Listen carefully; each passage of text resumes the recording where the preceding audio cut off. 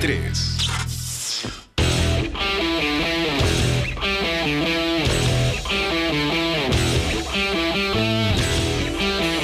Bueno, en los años pasados, cuando uno finalmente no alcanzaba a hacer la inspección técnica de su vehículo, en las unidades habilitadas por tránsito, la Policía Nacional en todo el país, bueno, ya pasa, a ver, por ahí no me agarran, no hay problema, después no me controlan mucho, así que la paso. Hay mucha gente en el país que en este momento está consciente de que no ha hecho la inspección técnica vehicular en los pasados años. Ahora yo les digo, tendrán mucho de qué preocuparse, porque si no cumplen con esta obligación, ahora no podrán cargar combustible a sus vehículos, así de clarito, porque a partir de este año la inspección técnica vehicular va a ser controlada sistemáticamente, cruzando datos con las bases de la ANH, por ejemplo el BESISA, las bases de datos del RUAT. Por lo tanto, si usted no ha pagado tampoco impuestos en la alcaldía, va a tener serios problemas cuando vaya a un surtidor de combustible. Dirán, señor, usted no puede cargar ni 10 mililitros de combustible porque usted debe a la alcaldía, usted no hizo su inspección técnica vehicular, vaya problema en que se va a meter. Así que ya sabe, vaya de una vez por todas tempranito a realizar la inspección técnica de su vehículo para evitarse problemas. Este es uno de los temas que vamos a tocar hoy, pero tenemos muchos más. Buenas noches, Bolivia. Buenas noches, Paola. ¿Cómo estás, Víctor Hugo? Buenas noches, ¿cómo están todos? Bienvenidos. Hoy como tema principal hablamos del tráfico de animales silvestres, que es la cuarta actividad económica ilegal más lucrativa en Bolivia. La situación que viven estos animales capturados es muy lamentable. Aves cuyas plumas son decoloradas, jaguares a los cuales se les extraen los colmillos y los loros, que son los más cotizados para convertirlos en mascota y sin embargo reciben como alimentación pan remojado en té o en café cuando deberían comer semillas y frutas de la estación. Hoy conoceremos la triste realidad de estas especies y cómo esta actividad ilegal puede llevarlas hasta la extinción. Bienvenidos a todos. Vamos contigo, Víctor Hugo. Bueno, gracias, Paola. Y otro tema de que también vamos a hablar esta noche. Se ha creado por ley el ministerio, o quiero decir, se ha creado la ley de transparencia, o se ha promulgado la ley de transparencia y lucha contra la corrupción. El presidente Evo Morales la presentó esta mañana. ¿Qué significa esto? Que en adelante el Ministerio de Justicia va a tener visión directa sobre todas las unidades de transparencia de los diferentes ministerios y empresas públicas del país. ¿Cuál es el objetivo? Evitar que de una vez por todas se sigan registrando actos de corrupción. Era muy difícil que los ministerios se controlaran ellos mismos o las empresas ellos mismas. Así que en adelante será el Ministerio de Justicia que de manera directa estará supervisando cada una de las tareas de estas instituciones para evitar que se sigan cometiendo actos de corrupción. Ya vamos a explicarles en un momento más todos los detalles, pero claro, su participación en las redes sociales es muy importante, como todas las noches. Por eso saludamos a Piti Garamendi. Buenas noches. ¿Cómo estás, Víctor Hugo? Buenas noches, amigos de Hora 23, bienvenidos. Hoy en el sector de redes sociales quiero empezar mostrándoles este video. El video de un zoológico virtual, una nueva opción para todos ustedes. El zoológico es un lugar muy divertido en el cual muchas personas asisten para poder disfrutar un momento familiar y así poder ver a los animales. Ahora la tecnología ha convertido este lugar en una nueva experiencia. Sí, es la primera vez que de esta demostración con tecnología 7D, que te dejará impactado y posiblemente pensando en la cantidad de aplicaciones que podrías tener en los diferentes ámbitos, como el educativo, comercial, ocio y publicitario. Vean allá cómo se ven ya los animales de manera virtual.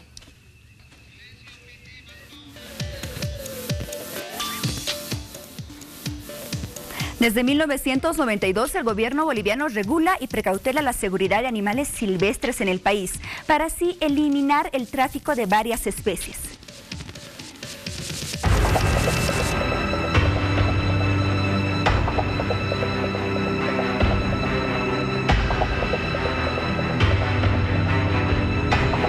Los casos de tráfico de animales silvestres en nuestro país se fueron incrementando a lo largo de estos últimos 5 años. Esto por varias razones. Una de ellas, la falta de control y monitoreo. Para tal propósito, fue promulgada la Ley 1333 del Medio Ambiente el 27 de abril de 1992. Este instrumento jurídico formulado a través de un amplio proceso de participación pública y con gran consenso político. Impulsa la incorporación de las preocupaciones ambientales en todos los ámbitos del desarrollo productivo nacional. Esta ley tiene por objeto la protección y conservación del medio ambiente y los recursos naturales, regulando las acciones del hombre con relación a la naturaleza y promoviendo el desarrollo sostenible, con la finalidad de mejorar la calidad de vida de la población.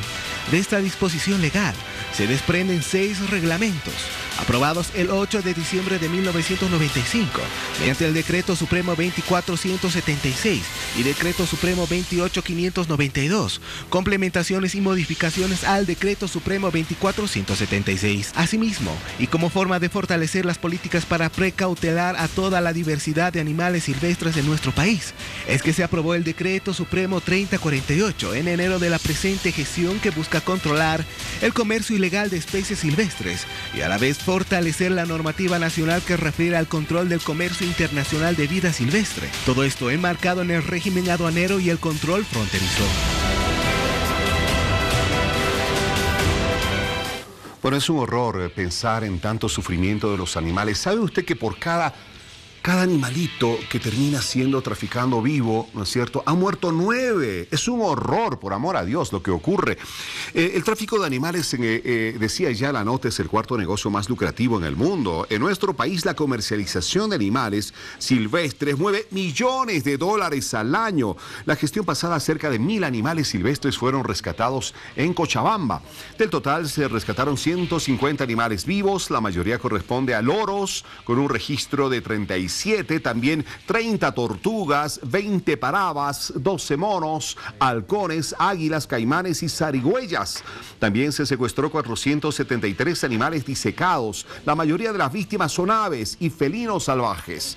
En los primeros 6 meses de este año se procesaron a por lo menos 35 personas por delitos relacionados al tráfico o tenencia de animales silvestres en todo el país, de los cuales 17 son de la ciudad de La Paz. La realidad del tráfico de animales en nuestro país.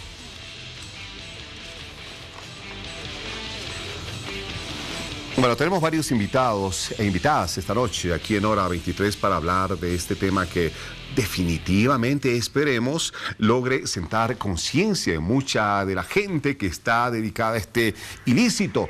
Quiero comenzar presentándoles a la invitada que tengo acá a mi lado, en este lado del set. Es Ana Serrano, directora de APLAF, Amor por los Animales Bolivia. Ana, qué gusto tenerte en el programa. Tal? Buenas noches. ¿Cómo estás? Buenas noches. Muchas gracias por la invitación. Bueno, Ana, pero además de ti, hay otras personas más que nos van a acompañar en esta parte del programa. En el otro set están con Paola. Así es, Víctor Hugo. Para conocer la realidad de los animales silvestres que son capturados y maltratados, tenemos otros invitados. Comienzo con las damas esta noche. Nos visita Noeli Guzmán, psicóloga social comunitaria, miembro de FOBOMADE, Foro Boliviano de Medio Ambiente y Desarrollo. ¿Cómo estás, Noeli? Bienvenida. Muy buenas noches. Muchísimas gracias por la invitación. Y también nos acompaña Sergio Lima, voluntario del Orfanato de Animales Silvestres La Senda Verde. ¿Cómo estás? Bienvenido. Bienvenido, Sergio. Gracias. Buenas noches. Y bueno, vamos a comenzar. A ver, estamos hablando de tráfico de animales, el dolor, ustedes no se pueden imaginar de esos animalitos cuando son capturados, separados de su hábitat. Es inconmensurable, definitivamente. Es un dolor que no se puede medir hasta que uno los ve muertos y uno jamás se va a enterar de la historia que han tenido que vivir ellos. A ver, Ana, tú que trabajas precisamente por los animales, ¿qué experiencias te han tocado vivir con esto del tráfico de animales que seguramente te han motivado e impulsado a defender los derechos de estos bichitos? Sí, bueno, te cuento de que hace mucho tiempo atrás he sido voluntaria en la ciudad de Oruro, ¿no? Cuando había mucho tráfico. Ahora sí se nota, pero antes había mucho más. En Oruro, lo que más compraba la gente eran tortugas, ¿no? Las semiacuáticas, las que vienen desde el Beni. Ajá. En la época de Navidad, en Oruro veías a la gente ofreciendo tortugas. O sea, las tortuguitas en el Beni a 20, 30 grados centígrados pues sí, de temperatura, en Oruro sí, a 17 o 15 bajo cero en invierno. Se decomisaba junto con la policía, con el PAC en ese momento, se ha decomisado loros en Oruro, ardillas, monos, se ha trasladado a los centros de rescate de vida silvestre, monos capuchinos, los araña, o sea, imagínate dónde pueden llegar, ¿no? Son animales silvestres que viven en un diferente ecosistema qué en lo que es en el altiplano de la ciudad de Oruro. Pero también es importante que la gente sepa que también los animales silvestres de la parte andina también son traficados. Bastantes quirquinchos igual en la ciudad de Oruro, ¿no?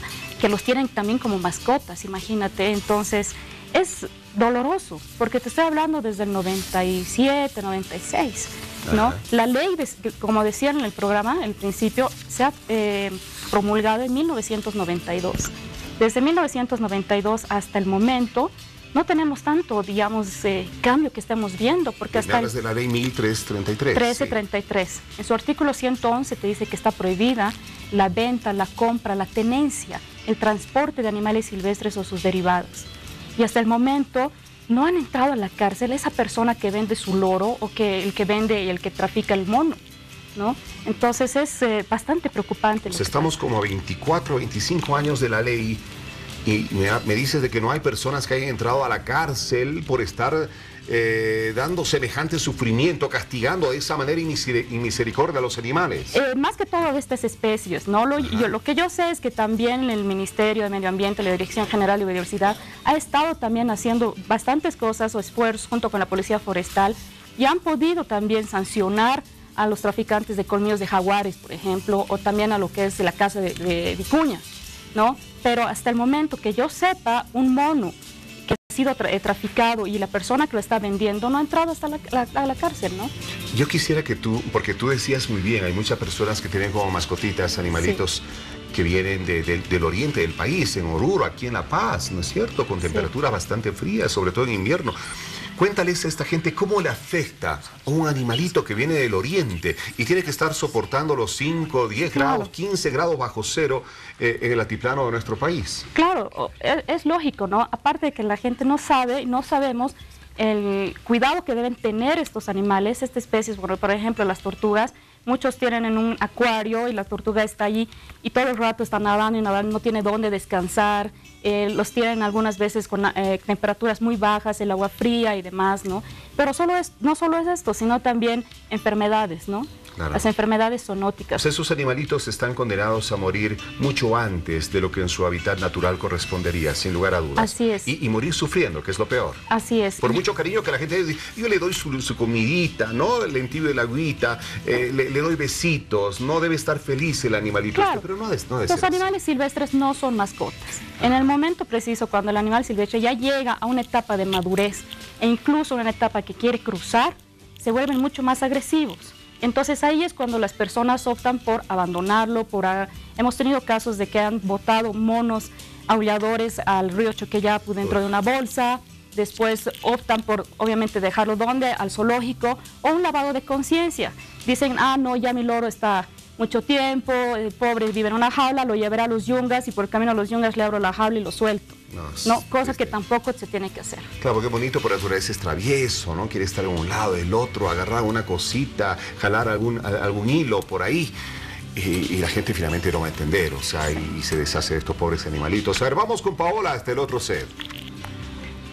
Bueno, Víctor Hugo, animales traficados en cautiverio, están expuestos a la venta, son maltratados. A ver, Noeli, ¿cómo analizan ustedes la situación tan lamentable que viven los animales silvestres en nuestro país?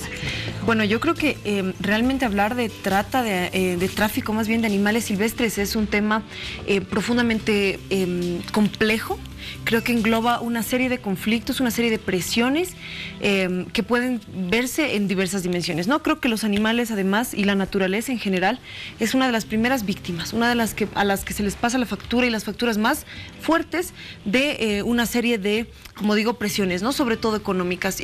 Para mí no puedo realmente dejar de pensar en los datos y en las imágenes que también están transmitiéndose ahora mismo sobre la crueldad con la que se trata a los animales, ¿no? Y es una crueldad que está fundamentada, básicamente respaldada en intereses económicos, ¿no? Nosotros sabemos, por ejemplo, que según los datos que arrojan diversos informes, tanto nacionales como de organizaciones internacionales, que la mayor parte de los animales que se trafican son para el consumo de un grupo muy selecto, muy reducido, pero de mucho poder, ¿no?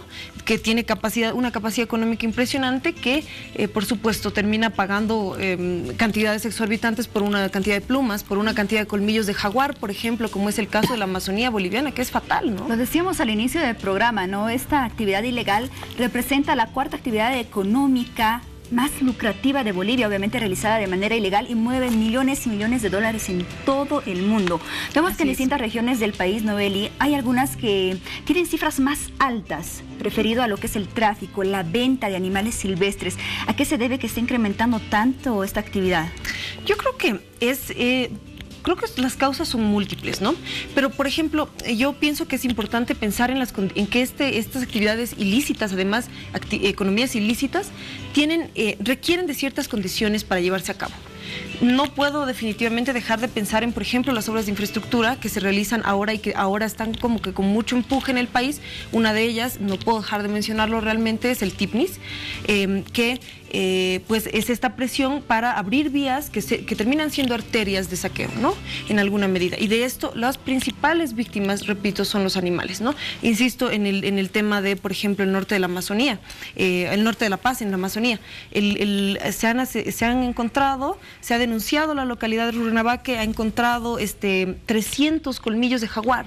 Eso dicen algunos reportes, unos dan algunas, unos más, otros menos, pero se estima que más o menos han sido 87 a 90 jaguares asesinados por esto, ¿no? Y estamos hablando de no una especie fundamental para pensar el balance ecológico de la región, ¿no? Por supuesto, también estamos viendo este tema de ¿para qué? ¿Para qué se los mata? Se los mata para exportar estos colmillos a China, se los mata para vender las pieles, para una serie de cosas. Y bueno, realmente creo que es un tema muy delicado porque toca muchas fibras que te dejan conocer un poco más de las impunidades en las que vivimos, ¿no? Las impunidades a las que se enfrenta la naturaleza también. Sergio, ya en el otro lado del CED, Ana Serrano nos comentaba un poco la realidad tan triste que viven estos animales cuando son capturados. Ustedes en la Senda Verde justamente reciben estos animales que son rescatados. ¿En qué situaciones llegan? Es así, bueno, en situaciones muy lamentables. Antes respondió otra vez un poco lo que decía, el por qué, por el egoísmo del hombre podría ser. Porque a una persona, a la sociedad, no le sirve de nada tener un animal enjaulado, tener un ave con las alas cortadas, tener un mono encadenado, no le sirve de nada, simplemente para regocijarse de lo que el vecino no tiene. Y el vecino va a querer tener algo igual y vamos a seguir con este círculo vicioso que es el tráfico de animales silvestres. Lastimosamente, bueno, la población tiene que saber que las autoridades encargadas para el decomiso de animales silvestres son la policía, el Ministerio de Medio Ambiente, la Gobernación. Nosotros como Senda Verde y hemos sacado todas las autorizaciones para tener este tipo de animales en custodia, somos un centro de custodia de fauna silvestre, tenemos la obligación de recibir a las autoridades. No podemos recibir a particulares, no podemos recibir a organizaciones que trabajan con animales, porque todo tiene que ser, lastimosamente, con papel histórico. Cada animal que llega a la Senda Verde tiene que tener un registro de identificación y saber de dónde vino, cómo vino, por qué vino. Y lógicamente nos han llegado monos con balines, nos han llegado aves con las alas rotas, fracturadas. Hay aves que no saben que son loros, miran a otro de su misma especie y entran en shock. Hay aves o monos, por ejemplo, que en la dieta, porque en el momento que la policía forestal decomisa al animal, tenemos que registrar qué dieta le daban al monito, por decirlo así. Y el monito en su dieta estaba chiquichoc con empanada. El animal llega en muchos casos a la Senda Verde, a nuestra área de cuarentena, con el hígado completamente destrozado. Tenemos un 30% de mortalidad en nuestra área de cuarentena, que es el área primero donde ingresan nuestros animales. ¿Por qué? Porque las personas tienen esa ignorancia de darle un pancito sopado con café, de darle incluso bebidas alcohólicas para que el mono esté, qué sé yo, más gracioso. Es mucha la inconsciencia de las personas, es mucho el sufrimiento de los animales y la tasa de mortalidad es elevadísima. Sergio, ¿alrededor de cuántos animales rescatados actualmente existen en Senda Verde? Y generalmente, ¿en qué cifra aproximada llegan estos animales o han llegado en los últimos meses? Últimamente están llegando aproximadamente de 20 a 30 animales de manera mensual. Por mes, 20 a 30 animales rescatados. Sí, en este momento la Senda Verde está albergando alrededor de 700 animales. Tienen que saber las personas que vivir con 700 animales es muy complicado porque tienen diferentes requerimientos. Tenemos animales herbívoros, tenemos animales carnívoros. Creo que está un poco repartido, tenemos un 30 a 33% de mamíferos. Las especies de que más igual llegan. manera, sí, de igual manera, aves y reptiles. Entonces abarcamos muchos animales y esto no puede ser sostenible a lo largo del tiempo, porque va a llegar el momento en que las 14 hectáreas de terreno que tenemos se limiten a los animales. No podemos enjaularlos, no podemos limitarles más el espacio que tienen, porque justamente el objetivo de la Senda Verde es replicar un poco el hábitat natural que ellos tenían. Hemos enjaulado en la Senda Verde, y las personas que conocen la Senda Verde no me van a dejar mentir, hemos enjaulado al animal más peligroso que existe en el planeta. Cuando ustedes cruzan el puente de la Senda Verde, el puente de ingreso, se van a enjaular ustedes. O sea, enjaulamos al humano, que consideramos que es el animal más peligroso de este planeta, y nuestros monos y nuestras aves están en semilibertad, protegiéndolos del animal más peligroso que Y tenemos. adelante hablaremos de justamente qué tan difícil es rehabilitar a estos animales, qué significa este trabajo y cuánto se puede realmente reinsertarlos a su vida salvaje, a su hábitat. Primero vamos contigo, Víctor Hugo. A ver, cuando hablamos de refugios, de aquellos centros donde finalmente van a parar estos animalitos, bueno, si tienen la suerte, ¿no es cierto?, de llegar hasta ellos, tenemos que hablar necesariamente de cómo se financian. O sea, ¿cómo es que se sostienen? ¿Cuánto tiene que ver el Estado en estos centros? ¿Cuánto las organizaciones internacionales? Y el esfuerzo propio, seguramente, de muchos de los rescatistas, de los voluntarios. Esa pregunta se la traslado a Ana Serrano, de APLA Bolivia. Sí, te cuento que es lamentable, pero todos los centros de rescate de fauna silvestre hacen unos esfuerzos únicos para conseguir más apoyo económico para poder albergar y tener a estos animales silvestres. Como decía Sergio, el Senda Verde está como los 600 o 700 animales. Te apuesto que lo mismo pasa con Inti Guarayasi, con otros centros de rescate que cada vez están llenando más. Entonces, imagínate, el gobierno central no da el dinero suficiente, no da nada de apoyo económico a estos centros de rescate. Entonces, eso también es una falta de motivación, de apoyo, lo que debería hacer la autoridad, ¿no? En todo caso, los animales silvestres no deberían salir de su hábitat, ni siquiera deberían existir los centros de rescate de fauna silvestre, ¿no? Gracias a ellos hay un lugar, como una segunda oportunidad para que estos animales silvestres vivan, pero en semilibertad.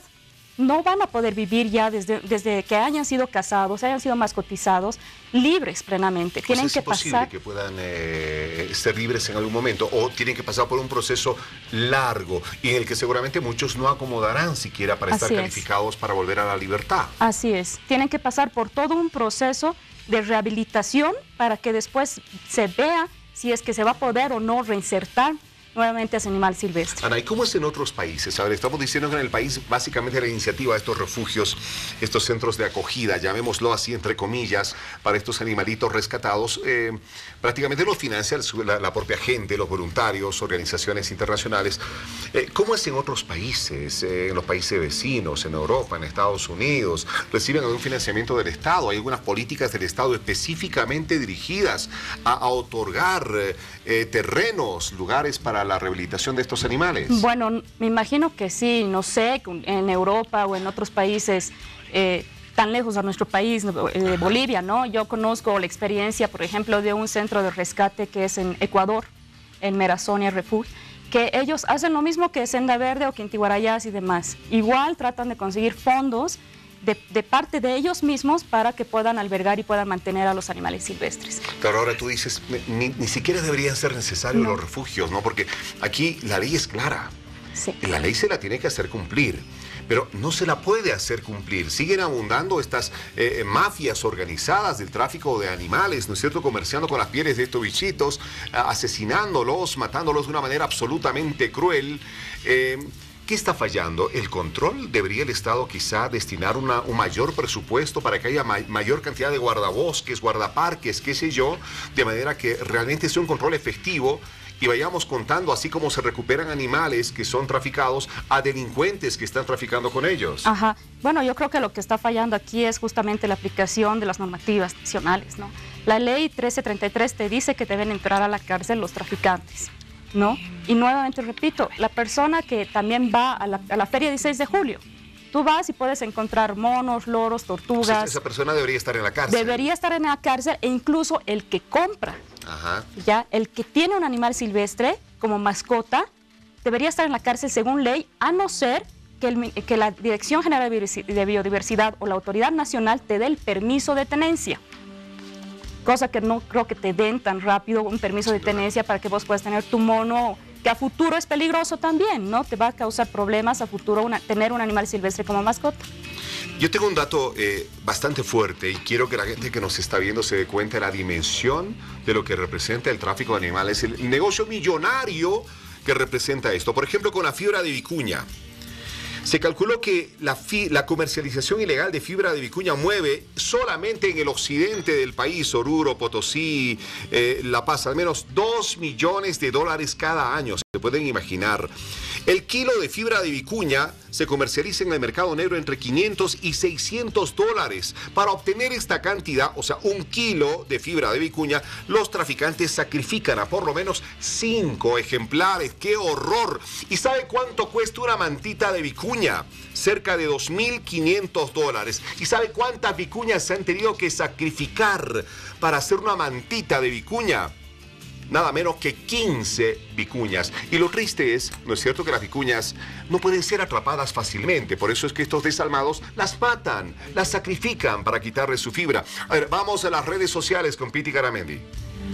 Víctor Hugo, nos están llegando mensajes a la línea de WhatsApp y nos mandan una fotografía preguntándonos si es que está permitido la comercialización de estos animales, no de estos ejemplares. Es una denuncia y nos mandan esta fotografía. Dice, tengo una pareja de cacatúas ninfas a la venta, interesados, y ahí está la línea. Ana, ¿esto estaría permitido? Te cuento de que hay que diferenciar bien entre las especies que no están permitidas para la venta, que son las especies endémicas de Bolivia. Hay algunas especies que sí pueden estar permitidas a la venta, lamentablemente, siempre y cuando vengan de criaderos legalmente establecidos. Y para eso no solamente es la Dirección General de Biodiversidad, sino también es el SENASAC quien tiene que regular justamente esta venta. Cuando se hacen los decomisos, por ejemplo, con la Policía Forestal, y nos dicen están vendiendo tortugas, tú tienes que saber qué especie de tortuga es, si son las californianas o si son las petas de río. Si son las petas de río del Beni, están totalmente prohibidas. Pero si son las californianas, se supone que están viniendo de criaderos legalmente establecidos. Ahí lo que tenemos que hacer es hablar con el SENASAC y ver si ellos tienen el permiso de venta y de entrada al país con esta especie para poder venderlas. Lo mismo puede pasar con las cacatúas, puede pasar con con los loros, los australianos, por ejemplo, los pequeñitos de colores diferentes, celestes, amarillos y todo. Entonces, hay que diferenciar bien la especie. Estos serían animales silvestres exóticos, por ejemplo. Muy bien. Sergio, dejábamos pendiente el tema de la rehabilitación de estos animales que son rescatados. A ver, ¿cómo se trabaja para rehabilitarlos y en qué porcentaje estos pueden ser reinsertados en su hábitat? Decíamos en otros países cómo lo hacen, ¿verdad? En otros países tienen tal vez una economía mayor, tienen una conciencia mayor, o sea, y tienen una sensibilidad mayor partiendo desde las autoridades.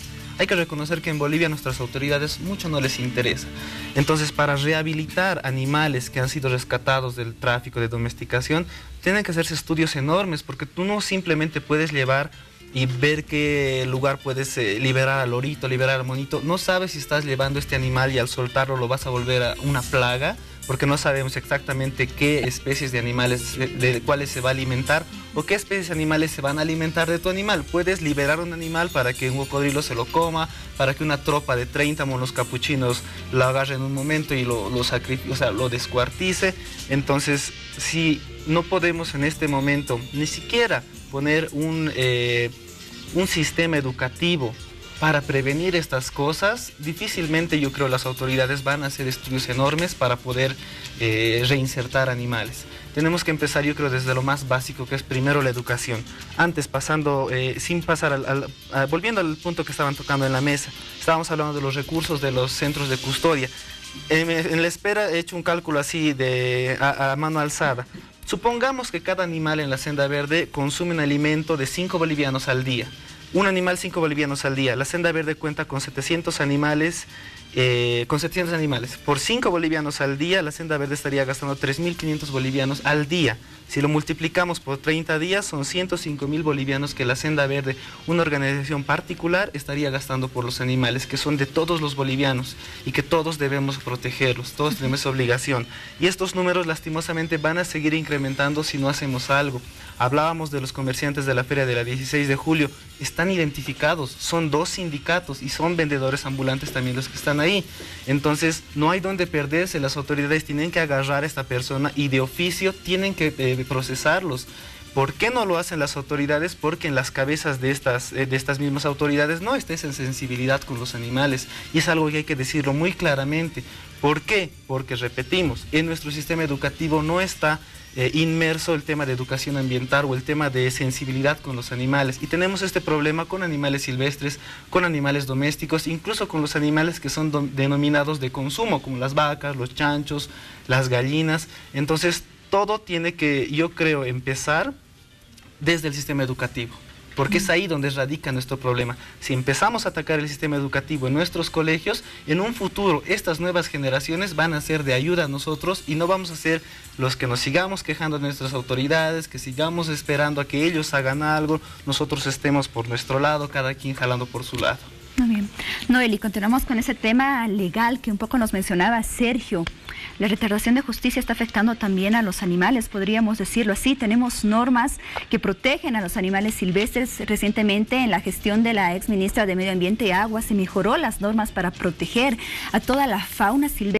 Sin embargo, ¿cómo se están aplicando? ¿Por qué sigue creciendo esta actividad? Si tenemos normas que protegen, incluso hay animales que son clasificados como protegidos, ¿de qué beneficios gozan todos ellos?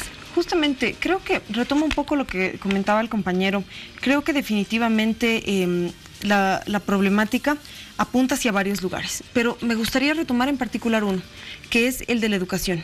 Creo que en la medida en la que nosotros comprendamos que la violencia y esta crueldad y también una perversión que tiene este maltrato hacia los animales, entendamos que esto se reproduce también en otras esferas. Creo que definitivamente esto se puede extrapolar a, por ejemplo, la violencia contra las mujeres, ¿no?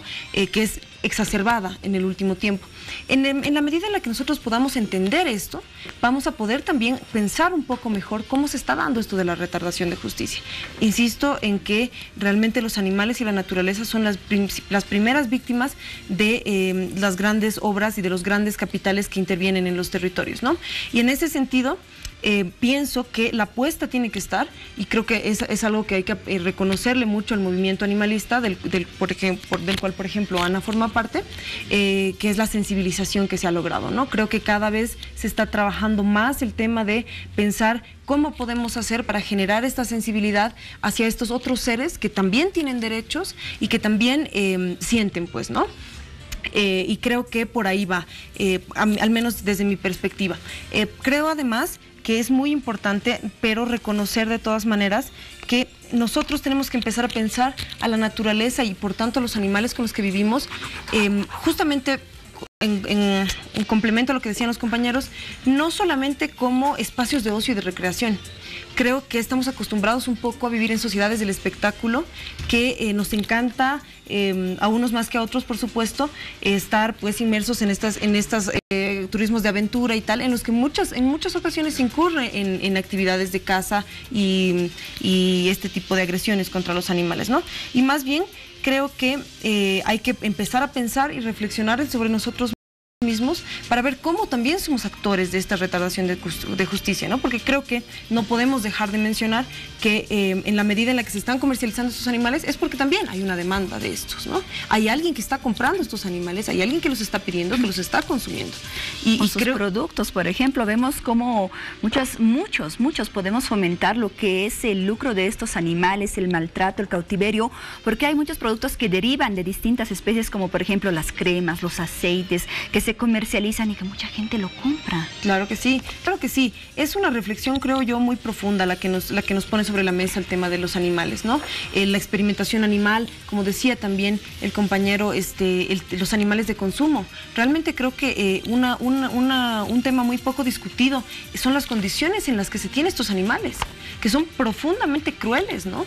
En las que se tienen condiciones de hacinamiento, en las que están completamente enfermos o en las que también se les tiene alimentándose alimentándose con alimento que es prácticamente veneno, ¿no? Como es la soya transgénica, que actualmente es el principal alimento de, por ejemplo, las vacas, que luego posteriormente nosotros consumimos, ¿no? Creo que también es un tema de salud pública en ese sentido, y porque, por supuesto, en la medida en la que nosotros, bueno, a ver, por un lado, es la crueldad de cómo están teniendo estos animales, que nos afecta, porque un animal que está en malas condiciones, que está siendo maltratado, está siendo estresado, eso impacta sobre su salud y luego posteriormente sobre la nuestra.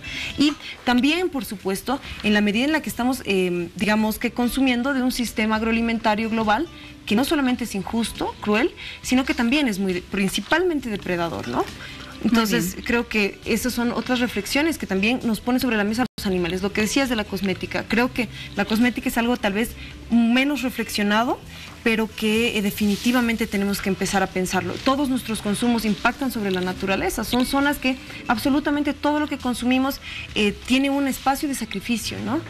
Hay alguien y algo que se está sacrificando por eso. Un ser se está sacrificando por eso. Y creo que nosotros tenemos que hacer énfasis sobre esa conciencia también para pensar las soluciones. No definitivamente, como el compañero mencionaba, no se trata de seguir creando albergues, espacios de custodia de animales, porque sabemos que no solamente son insostenibles en el tiempo, sino se trata de más bien evitar y cada vez más presionar para que no se sigan extrayendo animales de sus hábitats naturales, ¿no? Totalmente de acuerdo, Noelia. Adelante hablaremos y conoceremos más acerca de los países de destino de la fauna, del tráfico de fauna silvestre, y también estaremos hablando del tráfico de animales acá en nuestro país, qué porcentaje se queda en Bolivia y qué porcentaje sale también por rutas ilegales hacia el exterior. Vamos contigo, Víctor Hugo.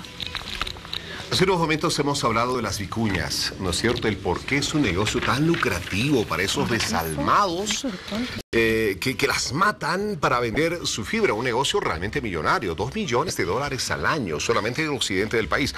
Vamos a las cifras del oriente a ver con los jaguares. Hace un momento Noelí nos hablaba precisamente de los jaguares, ¿ah? En nuestro país, cada colmillito puede llegar a costar hasta 2.000 bolivianos. Y cuando llega a la China, hasta $1.000 americanos. Porque allá dicen que ese colmillito es afrodisíaco. ¿Se imaginan ustedes la cantidad de colmillos y la cantidad de muertes que para que ellos existan, pues tienen que darse en nuestro país? ¿Cuántos jaguares son sacrificados? Son redes enormes que van trabajando en esto. Los osos Jucumari, su piel se vende hasta en $9.000 en el exterior. Los traficantes los cazan de forma absolutamente indiscriminada. Las parabas, que se encuentran en un estado crítico de extinción, se comercializan también en elevadas sumas de dinero. La paraba barba azul, que es traída del Beni, del Chapari, de los Yungas, se vende hasta en $10.000 en Chile y Argentina. ¿Se dan cuenta? Es un negocio multimillonario, el negocio del sufrimiento de los animales. Y ahí quiero llegar. Ana, sufrimiento de los animales, maltrato de los animales. Puede encontrarse un traficante, sorprendérsele en esa tarea de traficante, ¿no? Está traficando animales, y pueden haber varios muertos ahí, dañados, con la patita rota, las alitas rotas y demás. A ese traficante se lo va a procesar por traficar a los animales, pero no por haberlos torturado de esa manera, porque la ley como que está incompleta en esa parte. Sí, tú lo has dicho, es lamentable, Víctor Hugo. ¿Sabes? Hay una ley en Bolivia que ha sido promulgada no hace mucho, la ley 700. La ley 700 no te ayuda, o sea, no protege a los animales silvestres. Hay un artículo donde dice de que son excluidos de la ley. Los animales silvestres son excluidos de la ley 700. Imagínate. ¿Y eso por qué? Lo han hecho así, el gobierno ha optado por sacarlos. O sea, protege a mi perrito, protege a mi gatito, pero no protege a un oso Jucumari, ni a un exacto, jaguar, la gente que ha apoyado la ley 700 es cómplice de esto. Porque un mono tiene la misma capacidad de sentir dolor, terror o todo un horror de lo que le puede pasar. Además que es un animalito súper inteligente, ¿eh? Claro que sí, tiene la misma capacidad de sentir justamente el dolor, miedo, angustia, como un perro, ¿no? Si tú agarras al mono y le fracturas la pata o le mutilas la cola, lógico que también va a sufrir. Y lamentablemente en Bolivia no hay una ley que realmente prohíba y también sancione el maltrato de animales silvestres. Sí está la 1333, pero el problema es de que solamente es tráfico y tenencia ilegal. Claro, definitivamente más allá de las leyes, creo que a todos nos queda claro que hay que trabajar aquí, ¿verdad? Sí. Y aquí se trabaja sobre todo en los chicos, en los más pequeños, que es así como han trabajado las sociedades asiáticas y europeas para terminar de alguna manera en parte con esto. Allá es mucho menos, obviamente, que lo que estamos viviendo acá. Y las escuelas. Claro. Lo importante es que de esto se hable también en las escuelas. Exacto, educación, como dicen los compañeros que están también en el otro set. Y también es importante de que nosotros echamos, obviamente, no toda la tierra hacia al gobierno y que por qué no hace, por qué no decomisa, por qué no sanciona, por qué no los mete a la cárcel. Pero al mismo tiempo también somos nosotros los culpables porque vamos a las ferias o vamos por Facebook y compramos al animal silvestre, ¿no? Entonces, si no va a haber tráfico de animales silvestres si no hay compradores. Si no hay compradores, no va a haber vendedores, no va a haber traficantes, no va a haber cazadores. Sin duda, en este momento ha de estar viéndonos mucha gente, Ana, que tiene en su casa algunos loritos, esos pajaritos de colores, su jaulita, no, le puso una jaula grande, no sufren, les alimento bien, están bien trataditos. Es parte responsable, usted es parte responsable de lo que está ocurriendo, sin lugar a dudas. Ajá, y aparte también es peligroso. Los animales silvestres cuando salen de su hábitat también tienen enfermedades zoonóticas, ¿no? Entonces te pueden transmitir, los animales mamíferos te pueden transmitir la rabia, te pueden transmitir parásitos internos, parásitos externos, y en el momento, como les digo, preciso, cuando ya son animales que quieren, en el momento del cruce, cuando son mucho más adultos, tener un animal silvestre como mascota es peligroso, ¿no? Entonces, somos nosotros cómplices también de eso. Quiero que me pongas en evidencia de la gente lo peligroso que es. Quiero que le muestre, le den un primer plano, por favor, a su mano. Si nos muestras esta tu mano, querida Ana, por favor, un segundo. Es una herida causada por un animalito. ¿Dónde? ¿Qué? Ahí, exactamente. Estamos con esta toma. Ahí, explícanos, ¿no? ¿Qué pasó con la herida?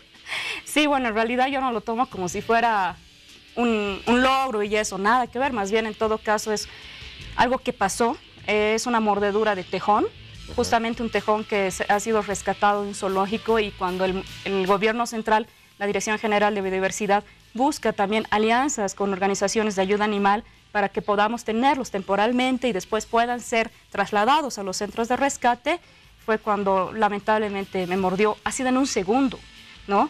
Entonces, por eso digo, es peligroso. Entonces, la mordida no ha sido leve, ¿no? Tienen que pasar por quirófano igual, me han hecho, me pusieron piel de otro lugar, injerto, ¿no? Imagínate. Y bueno, entonces esto pasa, y cuando pasa en algunas otras casas, entonces la gente, ¿qué opta por hacer? Matar al animal que te ha mordido, o abandonarlo, dejarlo en un zoológico, tirarlo, ahorcarlo.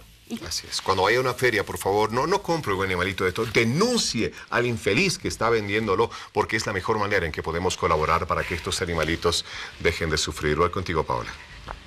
Dejábamos pendiente, Víctor Hugo, el tema de conocer cuáles son aquellos principales países de destino de lo que es el tráfico de la fauna silvestre y en qué porcentaje de los animales traficados quedan en nuestro país y otros salen por vías ilegales pues al exterior, Noeli.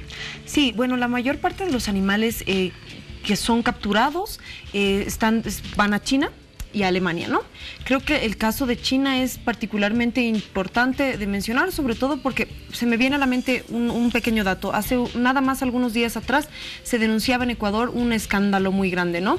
Que es que una flota china, un barco chino, se encontró en las Islas Galápagos, que son un área, digamos, única en el mundo, por haber capturado a 300 toneladas de tiburones, por ejemplo, ¿no?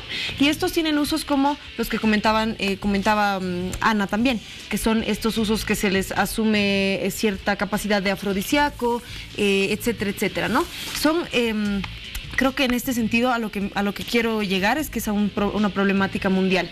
Para mí es particularmente alarmante pensar que se está traficando con colmillos de jaguar, aun cuando, por ejemplo, un informe apoyado por la IUCN en la mitad, principio, en realidad hasta junio de este año, afirmaba que solamente quedan entre 2.000 y 3.000 jaguares en Bolivia. De estos 2.000 y 3.000, en esta cifra, la mayor parte de ellos se encuentra en la Amazonía, ¿no? Que es, bueno, el norte de La Paz, Pilón Lajas, Madidi, el Beni particularmente, y otro tanto en el Chaco. En ese sentido, creo que nosotros tenemos como sociedad que tener muy claro que volver al punto, ¿no? ¿De qué manera cuáles son los mecanismos que tienen estas personas y estas, no solamente personas, sino estos intereses, digamos que del capital. Me parece que también es muy importante recalcar que no es casual que en la ley del maltrato se haya ignorado a los animales silvestres. Creo que definitivamente esto está favoreciendo a algo, ¿no? Esa omisión definitivamente está diciendo algo que nosotros podemos interpretar de muchas maneras. Creo que en ese sentido tenemos que tomárnoslo, digamos que con propias manos, y creo que es un análisis que tiene que pasar por cada uno. Creo además, y nada más para terminar, que es importante pensar también en cómo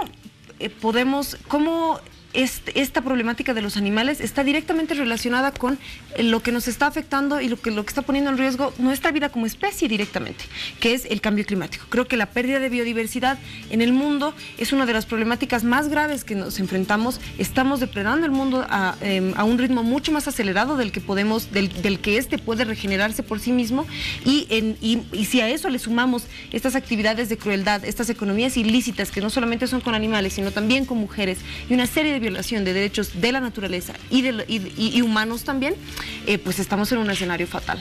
Creo que los retos hacia adelante son muchos, pero definitivamente creo que la apuesta tiene que pasar por cada uno, por cuestionar un poco nuestros consumos, por también saber qué es lo que estamos apoyando y un poco con esto ir modificando nuestros hábitos, pues, ¿no? También muy importante lo que acabas de decir, Noel, y vimos cómo el tráfico de animales silvestres está relacionado con tantos otros actos ilícitos como la trata de personas, el tráfico de drogas y muchos otros más. A ver, ya lo dijo Ana Serrano, lo dijo Noeli y lo dijiste tú, Sergio. Lo importante que es la educación en las escuelas, con los docentes, con los alumnos y con cada uno de nosotros. Desde Senda Verde, ¿cómo trabajan en ello? Ya para finalizar. Bueno, para finalizar antes, el artículo 115 y el artículo 111 de la ley 1333 están contemplados en el capítulo de delitos ambientales de la ley 1333, así que hay que decirlo con nombre y apellido. Cualquier persona que esté en contra de estos artículos es un delincuente.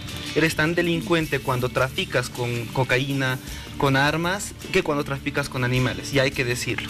Bueno, el tema de conservación es algo muy importante. Muchas personas de mi edad, jóvenes, vamos a haber visto la boga y el humanto en dibujos, ni siquiera en fotografías. Tomemos conciencia de la problemática de los animales silvestres, porque no esperemos que nuestros hijos y nuestros nietos vean a la paraba barba azul, vean al mono capuchino, al mono aullador, al mono araña, solamente en fotografías o en videos. Estamos haciendo que estas especies lleguen a extinguirse, lleguen a desaparecer, y eso va a ocasionar muchos problemas ecológicos. Todos los animales silvestres, los árboles, el agua, están conectados porque somos parte de la naturaleza, nosotros también. Entonces, cuando uno de estos factores deje de existir, automáticamente va a repercutir en el otro. A principio de año hemos tenido problemas enormes con la escasez de agua. Esto está ligado a la falta de árboles. La falta de árboles también ataca a la caza de nuestros animales. Bueno, para cambiar todo esto, entremos un poco en esperanza. Es por eso que nosotros como Senda Verde hemos apostado por la educación, hemos creado estos manuales para docentes de aula, son bien bonitos y gustan. Vamos a mostrarlo, yo te digo. Son fotografías de nuestros animales, ahí tenemos los monos aulladores, tenemos nuestros osos jucumaris. Este es un programa para educar en colegios. Nosotros queremos que todos los colegios que quieran ser parte de este programa, que se llama Mi vida no tiene precio, no me compres, lo impulsado por la Senda Verde, queremos que todos los colegios hagan una serie de actividades ecológicas que tenemos acá, media actividad en el aula y media actividad en la Senda Verde. ¿Podemos nombrar algunas así rapidito? Claro, tenemos búsqueda del tesoro, tenemos la cadena alimenticia, el ciclo del agua, demos una mano a la naturaleza. Entonces queremos que los estudiantes hagan la actividad en el curso y que no se entre por un lado y salga por el otro lado, sino que también visiten la Senda Verde para que se conecten una vez más con la naturaleza, con la biodiversidad. Y para hacerlo de manera integral también hemos creado un manual para docentes de aula para capacitar a nuestros profesores y sepan cuál es la importancia de enseñar estas actividades en nuestros estudiantes. Cualquier persona que quiera, padre de familia, hacer que el colegio de sus hijos sea parte de este programa, puede ubicarnos en Facebook. Estamos como Orfanato de Animales Silvestres, la Senda Verde. Es un orfanato porque todos nuestros animales han sido arrebatados de sus familias, ¿verdad? Todos son huérfanos y supervivientes de este tráfico que es sumamente cruel. Muy bien, muchas gracias a ambos, gracias por la lucha que ustedes realizan contra el tráfico de animales silvestres y qué importante que la conciencia que tienen nuestros invitados se transmita a cada uno de nosotros y también a nuestras autoridades. Quiero agradecer nuevamente por su presencia a Noeli Guzmán, psicóloga social comunitaria, miembro de FOBOMADE, Foro Boliviano de Medio Ambiente y Desarrollo. Y de la misma manera a Sergio Lima, voluntario del Orfanato de Animales Silvestres La Senda Verde. Gracias a ambos y hasta otra oportunidad. Gracias a ti por la invitación. Usted tiene un lorito en casa y a ver que se quita las plumas, ¿no? Se las arranca. Y usted dice, está cambiando de pluma, mira, le van a salir plumas más bonitas. ¡Horror! Está usted equivocado. Su lorito está sufriendo. Ana, ya para despedirnos nuestros últimos 30 segundos. Sí, es lo que decías, Víctor Hugo. Cuando ustedes han visto esas imágenes de los loros que no tienen plumas, y hay otros animales silvestres que también hacen cosas que son muy diferentes a su hábitat porque están en un alto nivel de estrés. Cambian de hábitat, ellos optan por automutilarse. Las tortugas dejan de comer y se matan. Entonces, no seamos crueles, no seamos egoístas. Los animales silvestres pertenecen a su propio hábitat. No los traigamos, no seamos parte de todo este negocio ilícito y más bien seamos amorosos con todo ser vivo que tiene la capacidad de sentir como nosotros sentimos. Así es, y denunciar, por favor, vamos a la cultura de la denuncia en este país, no consintamos más estas cosas. Si vemos a alguien que está lucrando con el sufrimiento de los animales, por Dios, denuncien, denuncien. Eso es lo que tenemos que hacer para no mantenernos impávidos, ¿no es cierto? Viendo del palco semejante sufrimiento de los animales. Bueno, muchas gracias, Ana Serrano, directora de Habla Bolivia, ya nos estaremos viendo próximamente de nuevo. Gracias por la invitación. Bueno, muchas gracias. Nos vamos a un corte y en un ratito nada más vamos a hablar sobre cómo se va a luchar contra la corrupción en las instituciones públicas y empresas públicas del país. Nos esperan unos momentos nada más. Esta mañana fue promulgada la Ley de Transparencia y Lucha contra la Corrupción. Con esta ley será el Ministerio de Justicia quien tendrá el control de las unidades de transparencia de los ministerios y empresas públicas como mecanismo de lucha contra la corrupción. Ahí lo ven a ustedes al ministro Arce, precisamente en una de las muchas reuniones que tiene respecto de este tipo de temas con otras autoridades de gobierno. Bueno, esto es muy importante. Vamos a conocer ahora cuáles las atribuciones de estas unidades de transparencia y lucha contra la corrupción, que las diferencias de las que ya existen o están vigentes hasta ahora. Para ello hemos invitado esta noche al viceministro de Transparencia, doctor Diego Jiménez, quien ya está con nosotros en este lado de ser. Viceministro, buenas noches. Buenas noches, Víctor Hugo, un placer estar en Hora 23 y saludar a la población que nos mira y escucha a esta hora de la noche. A ver, viceministro, ¿qué cambia con esta ley? La Ley de Unidades de Transparencia, Víctor Hugo, es un paso más dentro de la estrategia de lucha contra la corrupción y transparencia en el Estado boliviano. Debo hacer una reseña muy rápida de qué es lo que teníamos y qué es lo que ahora tenemos. Nosotros venimos del año 2006, cuando el presidente Evo asume el gobierno del Estado boliviano, prácticamente con un cero de institucionalidad de lucha contra la corrupción, aparte de tener el mecanismo, digamos, post-evaluación auditoría que hace la Contraloría para revisar procesos, prácticamente no existían mecanismos, incluso existían potestades para gastos reservados y otros gastos que no tenían absolutamente ningún control en el Estado. Los grandes negociados que eran el orden del día, y que hoy son muy evidentes a la luz de cualquier revisión superficial de la historia, las privatizaciones, la capitalización, etcétera, nos habían dejado aparte un Estado muy chico, un Estado reducido. La política, la visión filosófica neoliberal era prácticamente reducir lo más posible el Estado porque el mercado debería encargarse de todo. Incluso en la última parte querían que incluso privatizar educación, privatizar algunas cosas, porque en la visión del neoliberalismo el Estado no debe ser más que un ente regulador y no debe tener ninguna participación en la vida social y hay que dejarle todo a la mano de los privados. Bueno, el Estado era tan chico que no había ya ni cómo pagar a los funcionarios públicos que tenían y la inversión pública, por lo tanto, era absolutamente diminuta. Hoy tenemos a 11 años de gobierno del presidente Evo, todo lo contrario, tenemos un Estado robusto, grande, que ha crecido mucho y que aparte la capacidad de inversión pública ha crecido, pero en niveles exorbitantes. Entonces, ante un Estado tan grande, si bien se ha cortado las grandes negociados a nivel cupular de las élites, si bien, como en cualquier país del mundo y en cualquier época de la civilización humana, siempre hay gente que por ahí aprovecha para beneficiarse sus intereses privados particulares a costa del interés público, y eso es corrupción. 2006 no había nada, se crea el Viceministerio de Transparencia Institucional en ese primer momento, que empieza a crear desarrollo normativo para identificar qué actos que ni siquiera eso teníamos identificados son considerados de corrupción.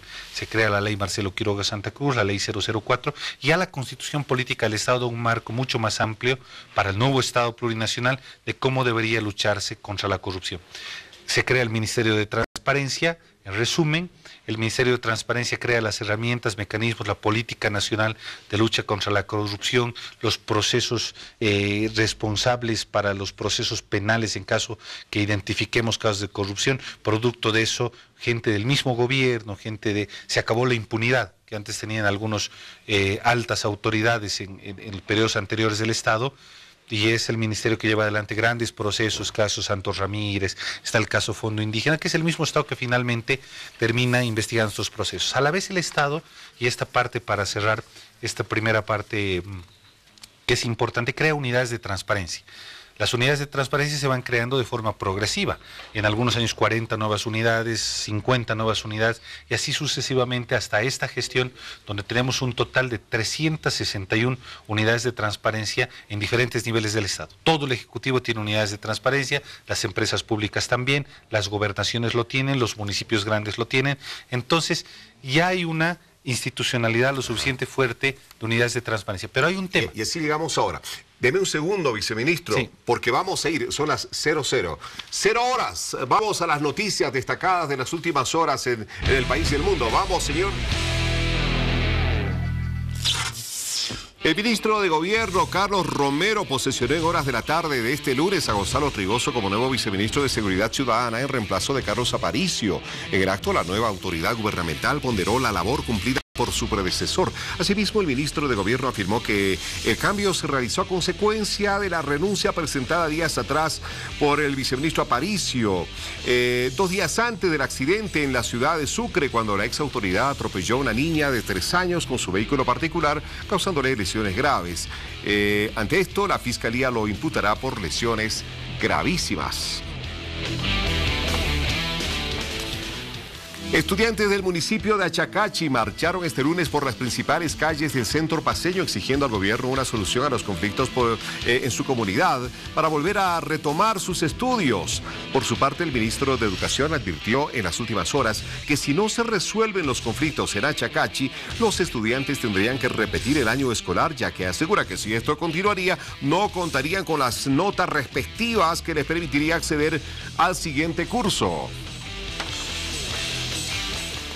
Y nos vamos fuera del país. En las últimas horas, Corea del Norte realizó su 6ª prueba nuclear subterránea con una bomba de hidrógeno. Por su parte, autoridades del país asiático afirmaron que esta prueba fue todo un éxito ante la mirada de la comunidad internacional que, recordemos, desaprueba el accionar de Corea del Norte. Es el caso del presidente de Estados Unidos, Donald Trump, quien escribió en su cuenta de Twitter que las palabras y acciones de Corea del Norte continúan siendo hostiles y peligrosas para el país norteamericano.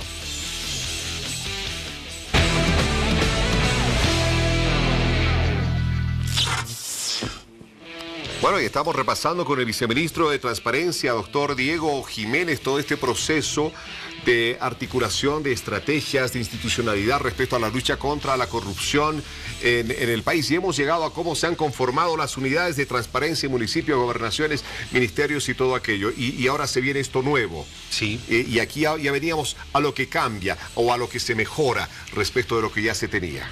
Sí, exactamente. En ese sentido, Víctor Hugo, te decía, las unidades de transparencia entonces, que se han constituido por la Política Nacional de Transparencia, con sus decretos reglamentarios, tenían la potestad, por ejemplo, de que cuando se conoce alguna denuncia, derivarlas a la MAE de la institución para ver si la MAE despachaba o no, todavía pasaba algunos filtros.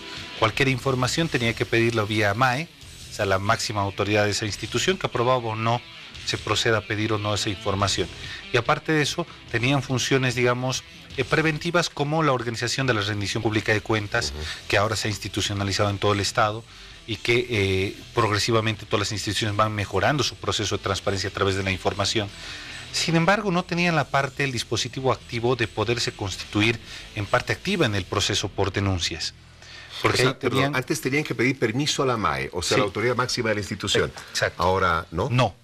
Ahora tienen independencia respecto de que cuando hay una denuncia en cualquier institución de un posible hecho o acto de corrupción, esta unidad de transparencia puede pedir toda la información y todos están obligados a darle la información que consideren necesaria. La investigación no significa que separan procesos, la petición de información, pero identifica que hay algo sospechoso, hay un indicio contundente de que inmediatamente puede solicitar a la MAE que separe el proceso de contratación, el proceso de licitación, como un mecanismo, digamos, una función preventiva. O sea, antes tenían que pedirle permiso a la autoridad máxima de la institución y ahora dirán, autoridad máxima de la institución, pare esa licitación porque no está bien hecha. O sea, es un salto bastante grande. Claro, tiene que identificarse, es un salto grande cualitativo y es el caso, por ejemplo, que pasó en el caso Taladros, en YPFB. La unidad de transparencia, el doctor Edmundo Novillo, detectó que había una irregularidad. Inmediatamente, como no tenía la competencia, reporta al Viceministerio de Transparencia, el Ministerio de Justicia y Transparencia, el doctor Héctor Arce pide que se pare, pero lo hace el Ministerio. Entonces, tienen que activarse varios mecanismos burocráticos. Ahora no. Si las unidades de transparencia... otra cosita, él directamente podría pedir que se pare. Podría pedir que se pare, lo que no implica de que esto va a ser un perjuicio en la inversión pública, sino es un mecanismo donde es que se activa cuando hay evidencia, como en el caso Taladros, la unidad de transparencia la tenía, ¿no? Que seguro se va a investigar, etcétera. Hay una función, digamos, preventiva, podríamos decir así, para que no se ocasione daño económico al Estado. Y aparte, otra función importante es que estas unidades ahora tienen la facultad de poderse constituir en parte coadyuvante en los procesos penales de lucha contra la corrupción. En cualquier caso que se pueda identificar. No pasaba esto. Los remitían al Ministerio Público, el Ministerio Público hacía su trabajo y en algunos casos que llegaba al Ministerio de Transparencia, el ex Ministerio de Transparencia, el Ministerio se constituía en parte coadyuvante, se apersonaba al proceso. Y el Ministerio, por lo tanto, ha centralizado muchos procesos, desde grandes hasta más pequeños, y haciendo también una carga procesal enorme. Ahora esto se está desconcentrando a las unidades de transparencia. Alguien podrá decir, ¿por qué no se lo hizo antes? Porque antes no había la capacidad que hoy el Estado tiene, porque ya hay unidades de transparencia, funcionan, no es algo que tenemos que crear de cero, y hay la posibilidad de avanzar en un paso más, de desconcentrar este mandato hacia las unidades de transparencia. En algún momento lo que impedía mejores resultados en la lucha contra la corrupción, cuando los procesos ya estaban en el Ministerio Público, era precisamente la sobrecarga que iba como peso al Ministerio de Transparencia. Así es. ¿No? Y ahí alguna vez nos tocó hablar con la ministra, entonces sí es mucha carga, y evidentemente la justicia hace lo que le place, inclusive con el poder que tiene el gobierno, la justicia continúa con sus triquiñuelas para, obviamente, lucrar con la administración de justicia. Ahora hay más soldaditos en la batalla, ¿no es cierto? Exacto. Como que se abren más frentes para luchar contra, inclusive, esa misma justicia que a veces favorece al pecador. Exacto, en vez de ser unos cuantos decenas y quizás en el Ministerio más de 100 funcionarios, ahora vamos a hacer muchos más funcionarios que van a tener potestades específicas de lucha contra la corrupción que antes no la tenían.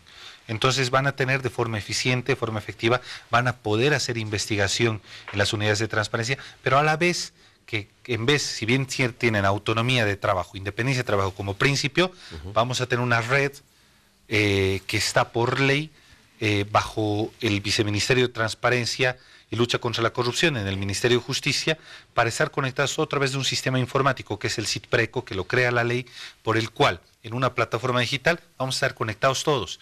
Y una de las unidades de transparencia o los responsables de transparencia tiene que ir monitoreando, subiendo e informando sobre el avance de sus procesos, sobre las peticiones de información que ha hecho, para que también el ministerio pueda hacer un seguimiento. O sea, ya no es que como que cada unidad administra su propia información y la tiene para ella. No, ahora la tiene que compartir necesariamente en una red.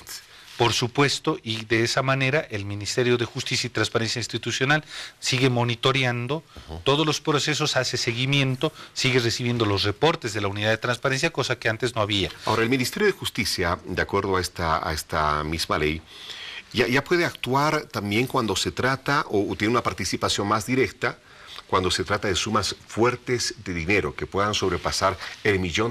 Así es.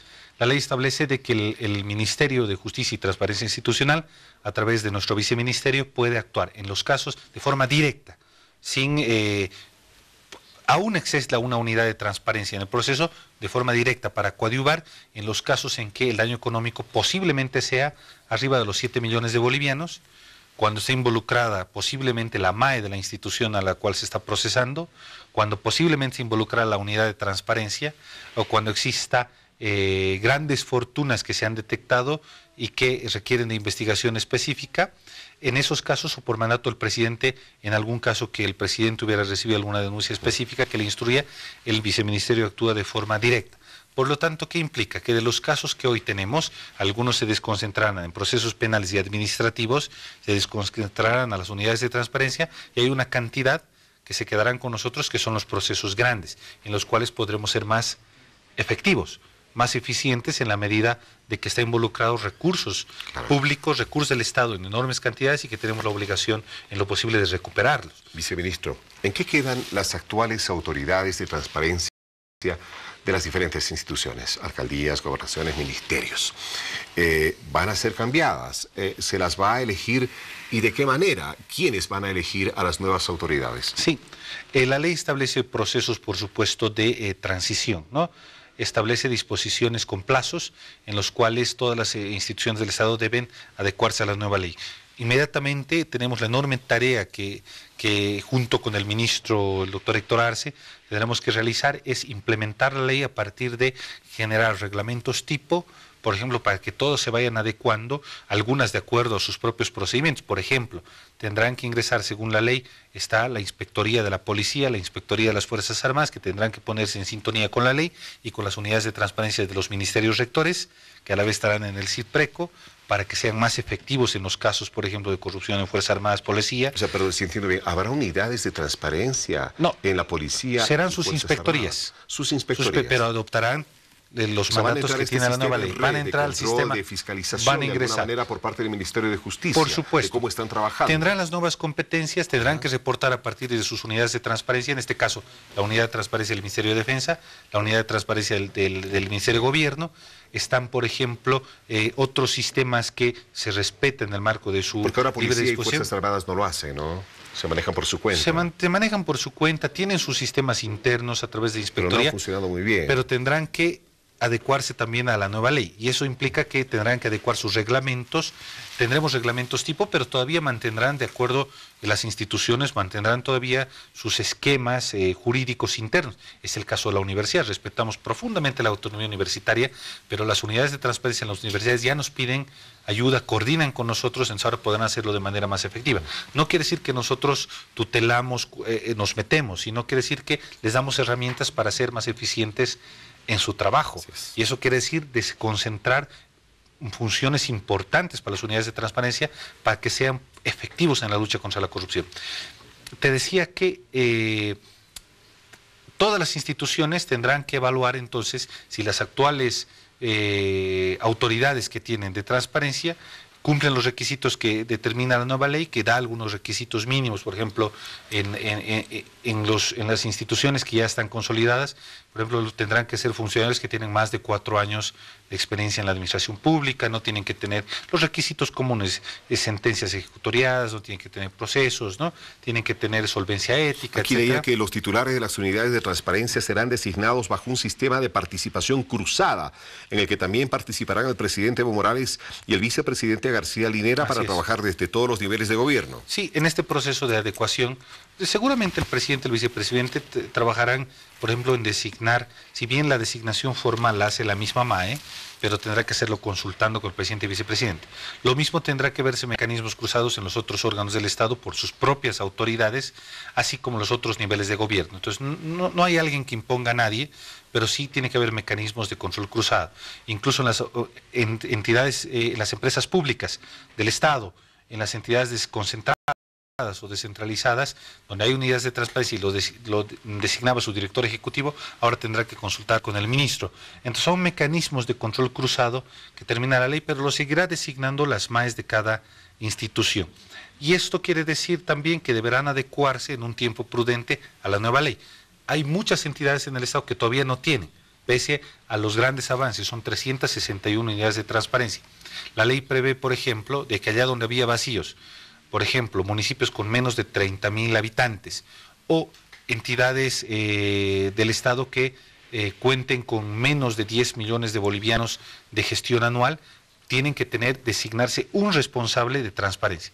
Un funcionario tiene que estar designado que tiene que conectarse a la red para tener estas funciones. Entonces, a partir de la nueva ley, ya no debe quedar en el proceso de implementación, seguro nos costará trabajo hacerlo, llevará un tiempo implementar, como toda política pública en el Estado, pero no tendremos vacío en el Estado que esté exento del control y el monitoreo de la lucha contra la corrupción. Importante es eso, viceministro. Decía usted, es un proceso de transición.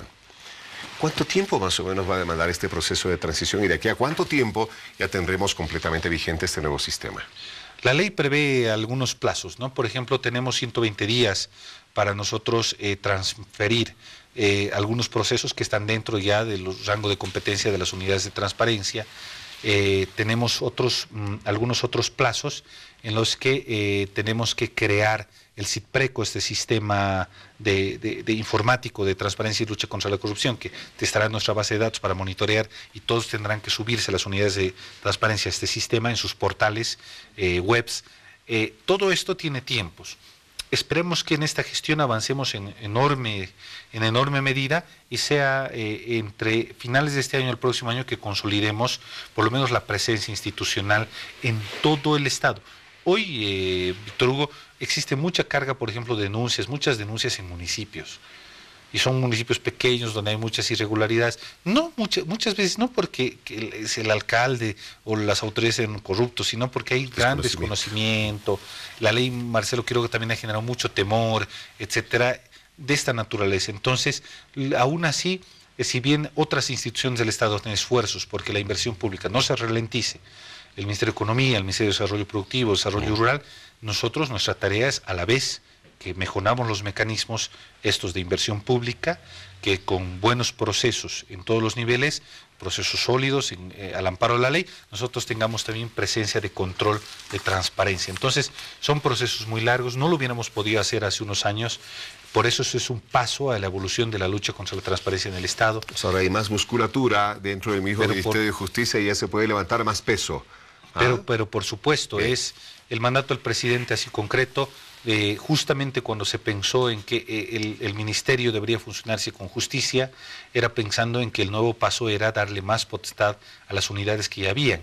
Entonces, y ahora garantizar que más bien se sigan aumentando en estos meses hasta que no quede ninguna institución, ningún nivel del Estado que esté exento de este control. Y asegurando transparencia en todos los niveles del Estado, pues se asegura también confianza, que es fundamental en una sociedad y en un gobierno para que todo marche más rápidamente y para bien de todos. Muchas gracias, viceministro. Gracias por haber estado con nosotros esta noche. Gracias, Víctor Hugo. Un placer haber estado con ustedes. Lo último, que nosotros tenemos un mandato de cero tolerancia a la corrupción. Ese es el mandato del presidente Evo, de nuestro ministro de Justicia, y seguramente esperemos dar los resultados que la población está esperando. Es necesario.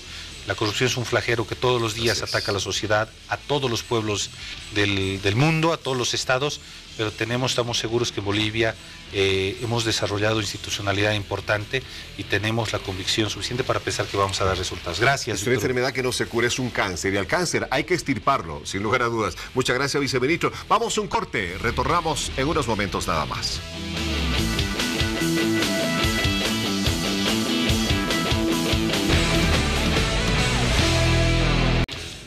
Bueno, retomamos el tema del tráfico de la fauna silvestre que afecta a nuestro país y a todo el mundo. Pero en este bloque vamos a abordar ese tema tan delicado y tan lamentable desde la parte legal.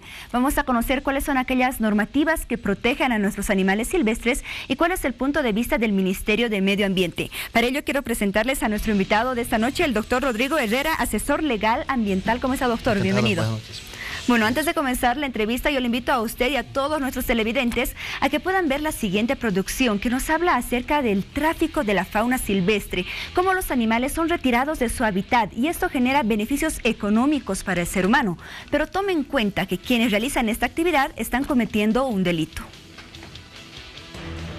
Bolivia alberga una variedad de ecosistemas y por ello nuestro país es calificado como uno de los 17 países con una megadiversidad en animales silvestres. Es por ello que muchas personas se dedican a esta actividad.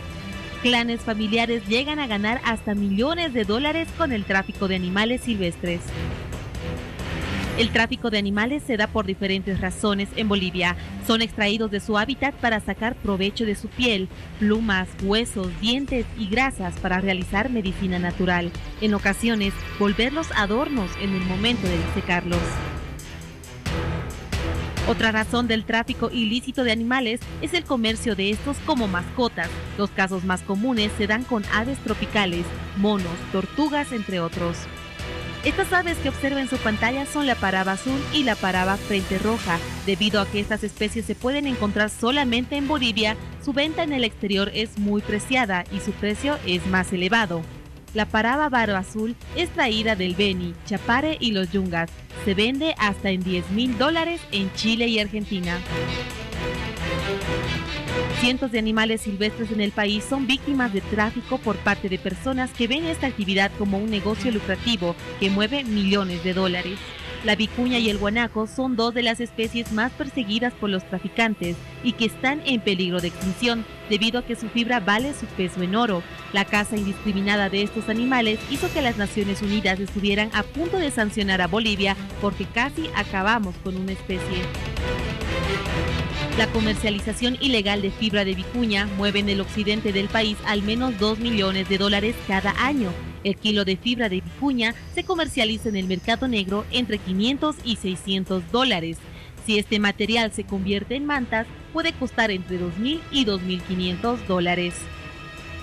En el oriente, los clanes familiares cazan jaguares, venden sus colmillos en 2.000 bolivianos y en el exterior, el precio asciende hasta $1.000. Otro animal que está en peligro de extinción es el oso jucumari. Su piel se vende hasta en $9.000 en el exterior. Los traficantes lo cazan en forma indiscriminada. En los últimos 2 años se rescató unos 1.000 animales que eran comercializados por traficantes, muchos de ellos en condiciones deplorables de salud, con alas amputadas o las colas cortadas en el caso de los monos. El comercio ilegal de animales silvestres es un problema global en el mundo y puede constituirse una amenaza seria para las especies en peligro de extinción. Bueno, terrible, ¿verdad? Qué doloroso. Y esto está pasando a vista de todos. Y reitero lo que decíamos en un anterior bloque cuando hemos tocado este tema. La importancia de que todos denunciemos a toda persona que veamos en cualquier parte del país, en el campo o en las ciudades. Denunciemos a toda persona que esté vendiendo a este tipo de animalitos. Y si lo compramos nosotros, somos parte de esta red delictiva que maltrata y mata a los animales, que sacrifica a los animales, los aleja de su medio ambiente y les regala una vida de sufrimiento pleno. Seamos conscientes, vamos a la denuncia. Y cuán importante es denunciar, sobre todo cuando hay leyes de las que ahora vamos a hablar que protegen a este tipo de animales en el país. Ya ha presentado Paola, nuestro invitado, el asesor legal ambiental del Ministerio de Medio Ambiente, el doctor Rodrigo Herrera. Doctor Herrera, hemos hablado hace unos momentos de cómo se vende, por ejemplo, la fibra, el kilo de fibra de lana de vicuña, ¿no es cierto?, en cerca de $600 en el país. Como los jaguares, veíamos en la nota, 2.000 bolivianos cada colmillo, afuera $1.000 en China, donde lo consideran afrodisíaco. Las parabas, los monos, los osos jucumaris. ¿Qué información tiene en este momento el Ministerio de Medio Ambiente sobre lo que está ocurriendo respecto del tráfico de animales silvestres en el país? Bueno, muy buenas noches ante todo a todos los televidentes. Sí, realmente es preocupante la situación respecto al tráfico ilegal de fauna silvestre. Particularmente el Ministerio de Medio Ambiente está recopilando en este momento mucha información, está pidiendo información a las diferentes gobernaciones, a las diferentes instituciones relacionadas con esta terrible problemática, a efectos de poder asumir las medidas que correspondan. Tenemos que generar nuevas políticas, nuevas directrices, porque cada año, cada periodo de tiempo las circunstancias cambian y tenemos que acomodarnos. Si bien hace unas décadas era el tráfico del jaguar, por ejemplo, que estaba en boga y nos tenía realmente preocupados, ahora la situación ha cambiado y tenemos a otras especies comprometidas sobre las cuales tenemos que tomar medidas y de hecho ya las estamos tomando, ¿no? Hace un momento hacían alusión, por ejemplo, al tráfico del oso jucumari Y justamente hoy nos constituimos en conjunción con la Cámara de Diputados en la redacción, para la redacción de un proyecto de ley que pretende justamente la protección de los ucumari. Y lo mismo tenemos que replicar para otras especies en particular, pero hay que dejar en claro que el ordenamiento jurídico nacional protege absolutamente todas las especies de fauna silvestre y todas las especies de flora silvestre también. La población tiene que tener conciencia, tiene que tener conocimiento de que todas las especies de la vida silvestre nacional están protegidas. Asesor, hay clanes familiares, ¿verdad?, que están trabajando en esto. Son redes criminales enormes. Están el padre, el tío, la hermana, los hijos, redes grandes que trabajan con esto del tráfico de animales silvestres en el país. Están las leyes, están las normas, hasta 6 años de cárcel para esa gente que maltrata de esta manera a los animales, bueno, traficándolos, el maltrato entre comillas. ¿Qué está pasando que no se está llegando a sentar de una vez por todas un precedente por el que finalmente se intimida a esa gente y deje de cometer estos delitos? Asesor, ¿qué es lo que hay que ajustar para que definitivamente gente que trafica vaya a la cárcel? Porque hoy no estamos viendo que en la cárcel haya mucha de esta gente que está haciendo sufrir a estos animales de esta manera. Si me permite, voy a responder su pregunta en 2 partes. Lo que tenemos que hacer todos, absolutamente todos, es lo que ya han referido vastamente mis antecesores, ¿no? Necesitamos conciencia, tener claras, tener precisa noción de que todos los animales están protegidos, que hay normas desde la Constitución Política del Estado, por ejemplo, que establecen derechos fundamentales para otros seres vivos. En la Constitución se prevé que no solo el ser humano es el único ser que tiene derecho a la vida, por ejemplo. La Constitución en su artículo 33 establece que otros seres vivos tienen el derecho a desarrollarse de manera normal y permanente. Esas nociones filosóficas que vienen de la Constitución Política del Estado tienen que ser entendidas por nosotros, por todos nosotros, y aplicadas para evitar el crimen, los delitos contra la fauna silvestre. Pero, y la segunda parte de mi respuesta, el Estado está asumiendo medidas. Sí hay gente en la cárcel por tráfico de animales silvestres. Particularmente en el 2014 fue emitida la primera sentencia contra traficantes de fibra de vicuña, por ejemplo. Actualmente tenemos a 2 personas cumpliendo una pena de privación de libertad por este hecho en la ciudad de Uyuni. Y también ahora tenemos otras 4 sentencias por también tráfico de otras especies, como jaguares, como parabas, que fueron emitidas justamente este año. ¿Cree usted, doctor, que debería de aumentarse las penas para esta gente? Porque pareciera que no les asusta. Siguen, estamos viendo casi a diario como el POFOMA trabaja de manera sin duda muy sacrificada, pero estamos viendo que los traficantes están y siguen haciendo de las suyas. ¿Considera usted que deberíamos aumentar las penas por este tipo de delitos como se lo ha hecho en otros países donde finalmente han logrado agarrar al toro por las astas? Sí, desde la Dirección General de Biodiversidad y Áreas Protegidas consideramos como tal noción como acertada. De hecho, se hizo una propuesta de... bueno, ustedes saben que actualmente se está realizando la reforma al sistema penal boliviano. Nuestra dirección y el viceministerio y el ministerio plantearon una alternativa y una propuesta de tipos penales nuevos que incluyen inclusive el incremento de las sanciones penales. Es una de las opciones que estamos manejando para paliar, para luchar contra este predicamento, pero también consideramos que la participación de todas las instancias abocadas a la defensa del patrimonio natural es importante, ¿no? No solo es el órgano ejecutivo quien tiene que desarrollar todas las acciones de defensa. El órgano judicial tiene un importante rol, ¿no? Mientras el órgano judicial no nos coopere con la efectiva sustanciación de procesos penales, no va a ser eficiente ningún tipo penal, aunque establezca sanciones de 30 o 20 años, ¿no? Entonces, parte fundamental de la resolución de este problema es la intromisión de otros actores. Doctor, hablamos de la exportación, la reexportación y también la importación de la fauna silvestre. ¿Cómo se lleva a cabo la fiscalización de las fronteras en nuestro país para evitar la exportación o importación ilegal de estos animales? Y además juega un punto muy importante lo que son los certificados CITES. Y qué mejor que usted para ayudarnos a comprender en qué consisten estos certificados, a quiénes se les otorga y cómo protegen a nuestros animales. Los certificados CITES son instrumentos que autorizan el comercio internacional. Están supeditados a una norma internacional que es la Convención CITES, que básicamente establece que todos los estados únicamente pueden exportar especímenes de flora y fauna silvestre cumpliendo ciertos requisitos.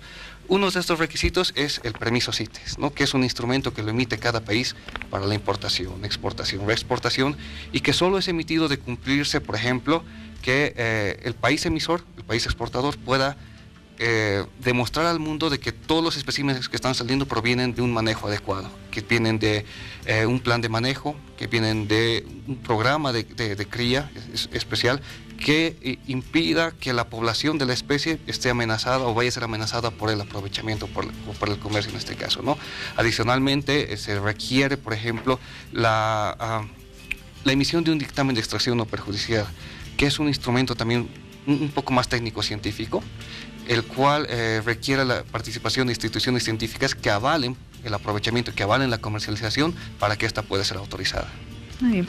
Estos certificados CITES ayudan al control en las fronteras. ¿Qué otros puntos se utilizan para la fiscalización de las fronteras y cómo se trabaja con las rutas ilegales? Porque lo decíamos en el primer bloque, doctor, que del tráfico de animales silvestres que existe en Bolivia, el 70% llega a otros países por rutas ilegales, no son precisamente por las fronteras. Sí, es correcta la información que reseñaba. De hecho, en el país solo están permitidos, estarían permitidas la exportación y la importación legal por dos puertos, Viru y La Paz, ¿no? El resto de la comercialización, del comercio internacional, podría ser ilegal. ¿Y cómo lo estamos luchando? A través de acercamientos y vincularnos con instituciones relacionadas al control de fronteras, Fuerzas Armadas, Policía Nacional, inclusive aduanas, SENASAC, con la mayoría de los cuales ya tenemos convenios, por los cuales nosotros pretendemos capacitarlos sobre el tema de legislación, temas de control, temas de fiscalización, para que ellos hagan esta labor y a la par de sus respectivas atribuciones puedan coadyuvarnos con este tema. Muy bien. Doctor, hace un momento Víctor Hugo nombraba que justamente el tráfico de fauna silvestre está relacionado a grandes clanes, pueden ser clanes familiares. En muchas ocasiones he visto también empresas relacionadas a esta actividad ilegal. ¿Con qué frecuencia se ve que estos individuos o empresas también estén vinculados con redes transnacionales? ¿Y cómo se actúa en este caso? Las organizaciones criminales, tanto en cuanto al tráfico de fauna silvestre, son similares a los de tráfico de drogas, tráfico de trata de personas, ¿no? Todos estos crímenes, tráfico de armas, que son los más preocupantes para el país y para el mundo. En cuanto nosotros tenemos conocimiento respecto a un hecho ilícito, hacemos el rastreo y monitoreamos todas las posibles aristas de tráfico, ¿no? Últimamente estamos tras la pista de una red de traficantes de colmillos de jaguar y los estamos desdeñando poco a poco para identificar los puntos donde ellos operan. Una vez que tengamos certeza sobre estos puntos, en coordinación con las instituciones relacionadas como la policía, tenemos que actuar definitivamente. ¿Sí? Y estamos esperando una buena noticia para hacerlo pronto. Nos llega una denuncia hasta nuestra línea de WhatsApp y nos hacen la denuncia desde la ciudad de Trinidad. Dice, otra cifra lucrativa son los huevos de tortugo. Desentierran los huevos para la comercialización. Esto pasa en la ciudad de Trinidad.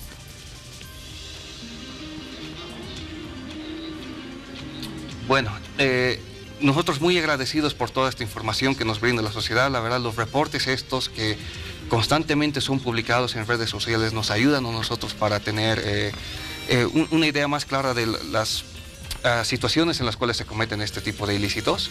Sobre esta denuncia en particular debemos ser claros que sí evidentemente es un delito.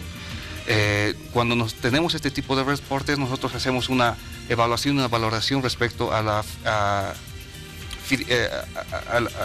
fidelidad del mismo. No tenemos que tener certeza de que es una noticia fidedigna, actual, ¿no? Porque muchas veces reportan temas que han sido tratados ya hace muchos años, y una vez que tengamos certeza respecto a la fidelidad de la actualidad de ese tema, operamos en coordinación con las gobernaciones y con la Policía Forestal y Medio Ambiente, tratando siempre de encontrar a los responsables. Lastimosamente, en muchos de los casos, la información que nos brindan las personas no es la suficiente como para identificar a los responsables. Nosotros necesitaríamos un poco más de precisión, pero todos los reportes son analizados y todos los reportes son puestos también a conocimiento de la Policía Forestal. Bueno, vamos todos a la casa en el país, a la casa de estos hombres y mujeres que se han dedicado a traficar con los animales. Como agarren su celular, así como ustedes agarran para tomarse una selfie, ¿no es cierto? Utilícenlo para ir a las ferias y grabar a esos desalmados que están vendiendo esos pobres animales. Lo propio en el campo, también ustedes que están en el campo tienen un equipito como este, sea sencillo o sea un poco más complicado, más moderno, igual sirve para grabar. Es una prueba muy importante con la cual pueden ayudar a que termine de una vez por todas en el país parte de este tráfico de animales que los castiga. Doctor Rodrigo Herrera, hace unos momentos con estas personas voluntarias, rescatistas de animales que son traficados y que los llevan a algunos espacios que ellos mismos se autofinancian para montarlos en algunos lugares del territorio nacional, lamentaban que el Estado no estuviese presente como ellos desearían, colaborándoles económicamente, con territorios y demás cosas, para que puedan reinsertarse estos animales a una vida libre, si acaso eso fuera posible, después de un proceso de readaptación. ¿En qué medida se está considerando esto dentro del gobierno? La posibilidad de otorgar algunos territorios o financiamiento para que se pueda tener mejores espacios, más grandes y muchos más, para que estos animales se recuperen. Bueno, al respecto quisiera aclarar, por favor, una noción que escuchaba con mis antecesores respecto a los centros de custodia y la diferencia que tenemos entre el país y otros países vecinos. En el país tenemos a los centros de custodia como centros excepcionales donde vamos a cuidar a nuestra fauna silvestre rescatada, ¿no? En otros países, por ejemplo, Argentina, Estados Unidos, Brasil, los centros de custodia son centros donde se permite el lucro, ¿no? Ustedes verán que hay zoológicos que están comercializando, que importan animales para que la gente pueda ir a verlos. En el país la situación es totalmente distinta. Si bien tenemos zoológicos que son centros de custodia, estos recintos solo solo exhiben animales que han sido rescatados y que son un ejemplo para los visitantes de que tenerlos como mascotas, tenerlos o comprarlos por algún otro fin, va a repercutir en que estos animales tengan esa vida en un centro de custodias fuera de su hábitat. Esa es la diferencia que tenemos con otros países. ¿Y qué acciones nosotros tomamos? Estamos realizando para que los centros de custodia puedan tener más llana su gestión o el manejo de este patrimonio natural que nos pertenece. Realizamos diversas acciones, por ejemplo, a gestionar con otras instituciones, por ejemplo, con migración, con aduana, con instituciones de telecomunicaciones, para que a estos centros de custodia se les hagan más fáciles algunas gestiones. Por ejemplo, la importación de medicamentos, poder incorporar dentro de su personal a veterinarios o a voluntarios que vienen de otros países, o simplemente que puedan ellos tener mayores facilidades para acceder a las telecomunicaciones, a líneas telefónicas y bueno, gestiones así que nos parecen que nos están coadyuvando poco a poco a las labores que hacen estos recintos. Nuestra consigna es tratar de apoyar lo más posible a los centros de custodia. Y en cuanto a la erogación de recursos económicos, sí está siendo prevista la adquisición, por ejemplo, de diferentes materiales e insumos que pueda ayudarles a ellos a mantener adecuadamente a los especímenes que ellos albergan. Ya en gestiones como la 2015, por ejemplo, fueron entregados a varios de estos recintos gran cantidad de insumos, medicamentos y alimentos para los especímenes y bueno, pretendemos continuar con este tipo de acciones. Muy bien. Doctor Rodrigo Herrera, ya para finalizar, las personas que tienen conocimiento de quiénes y cómo llevan a cabo esta actividad ilegal o que cuentan con material que evidencia este acto ilícito, ¿dónde pueden presentar sus denuncias? ¿A qué instancias deben recurrir? A la Policía Forestal y de Medio Ambiente, ¿no? Sus instalaciones quedan ubicadas en el distrito policial de la calle Pando, ¿no? Todos lo conocen. Y bueno, estos delitos contra la fauna silvestre son delitos de orden público, por tanto tienen que ser perseguidos por la policía, por el Ministerio Público y tienen que ser resueltos por un tribunal correspondiente. Entonces, nosotros prestos a apoyar cualquier tipo de denuncia, también pueden denunciarnos a nosotros, al Ministerio de Medio Ambiente, pero las gobernaciones y municipios también tienen un rol fundamental, tienen competencias al respecto y ellos deberían constituirse también en actores que nos ayuden a resolver este predicamento. Muy bien, denuncie porque tome en cuenta que todos debemos luchar contra el tráfico de la fauna silvestre. Quiero agradecer al doctor Rodrigo Herrera, asesor legal ambiental. Doctor, muchas gracias y hasta otra oportunidad. Muy bien, nos damos una pausa y ya volvemos con el siguiente bloque de Hora 23. Espérenos, tenemos aún más.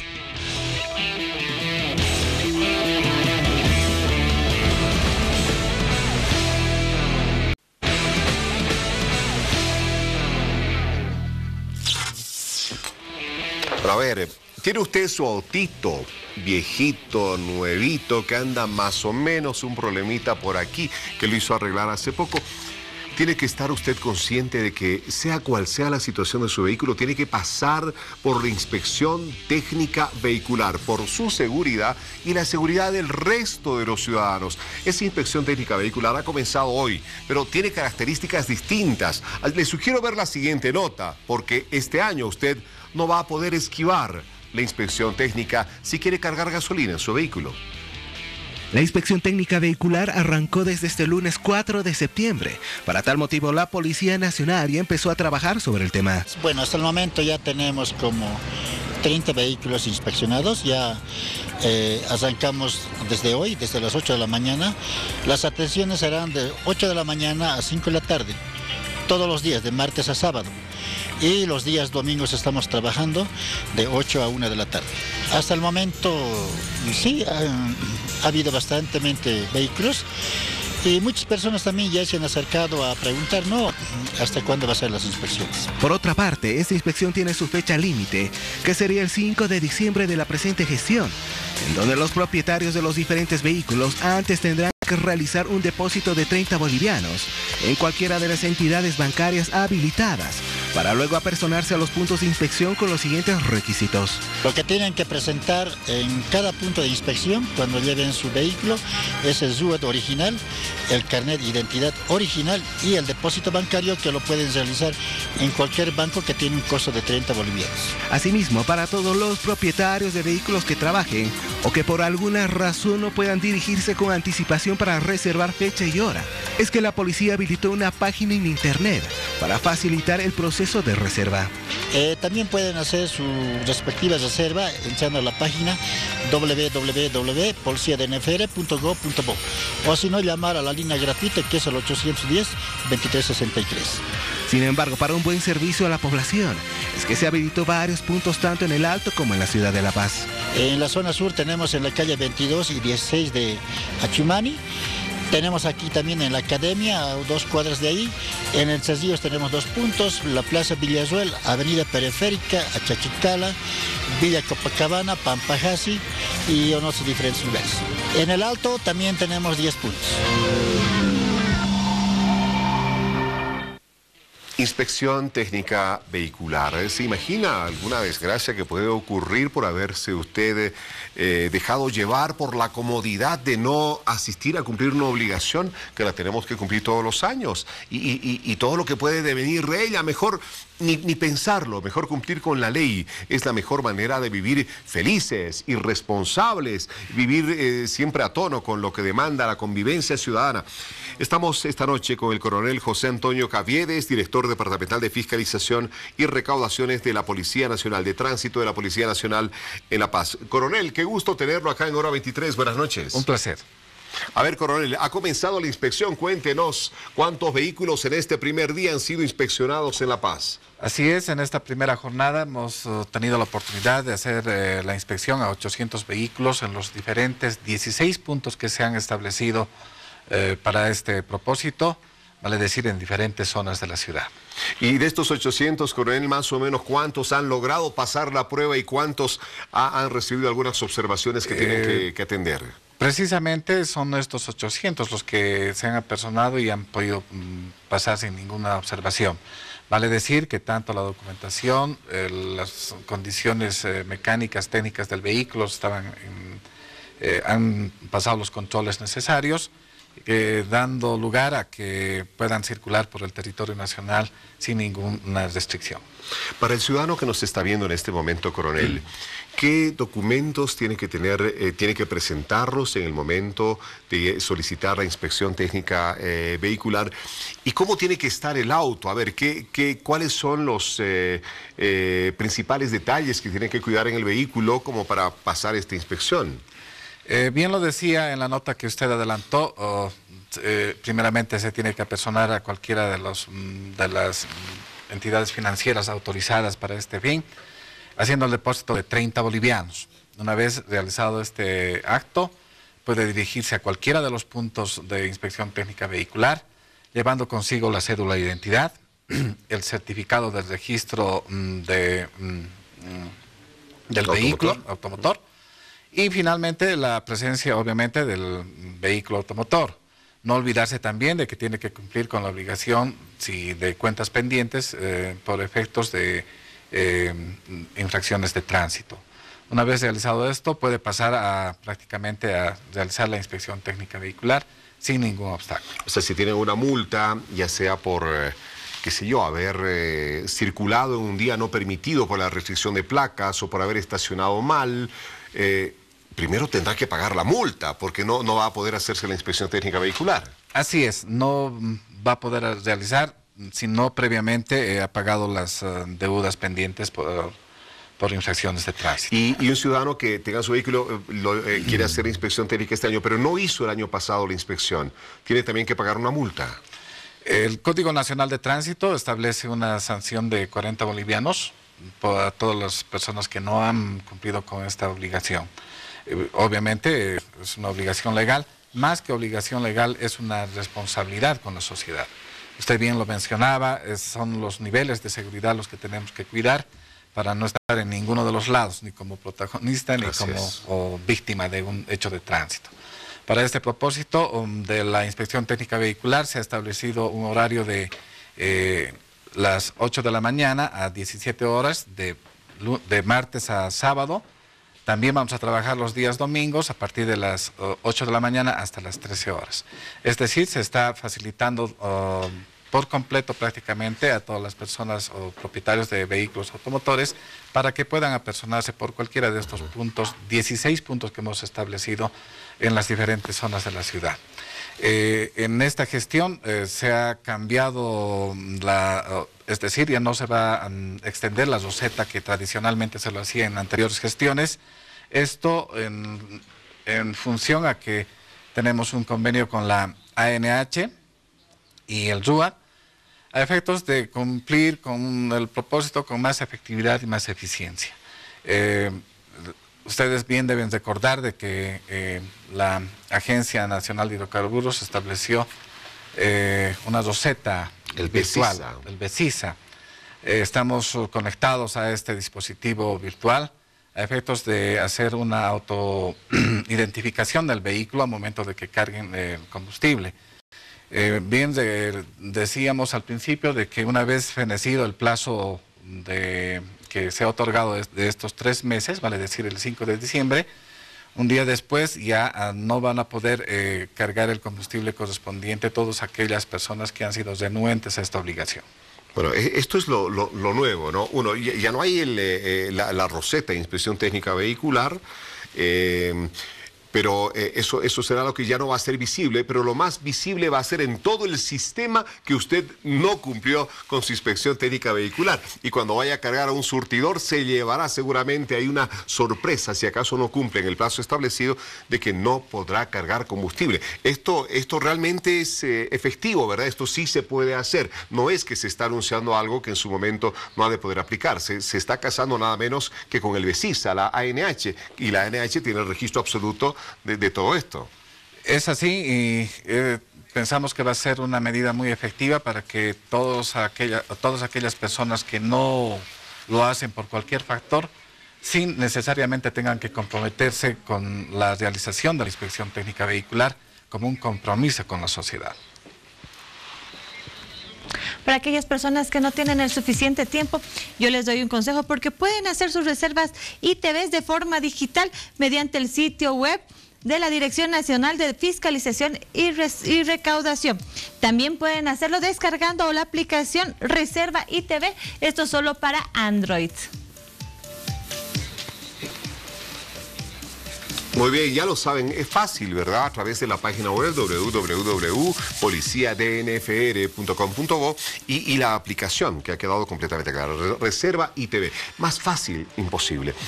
Coronel, ¿cuáles son los aspectos que con más detalle se revisan en esta inspección técnica vehicular de cada uno de los vehículos que va a esos puntos de atención?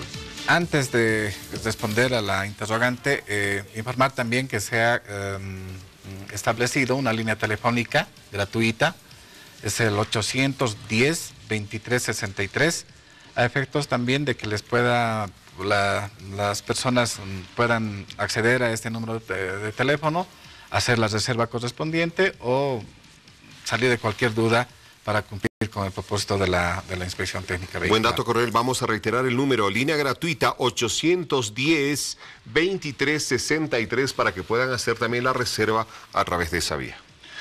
Ya respondiendo a la interrogante, la inspección técnica vehicular consiste en la revisión del sistema de suspensión, el sistema de dirección, el sistema de eléctrico y otros mecanismos que cuenta el automotor.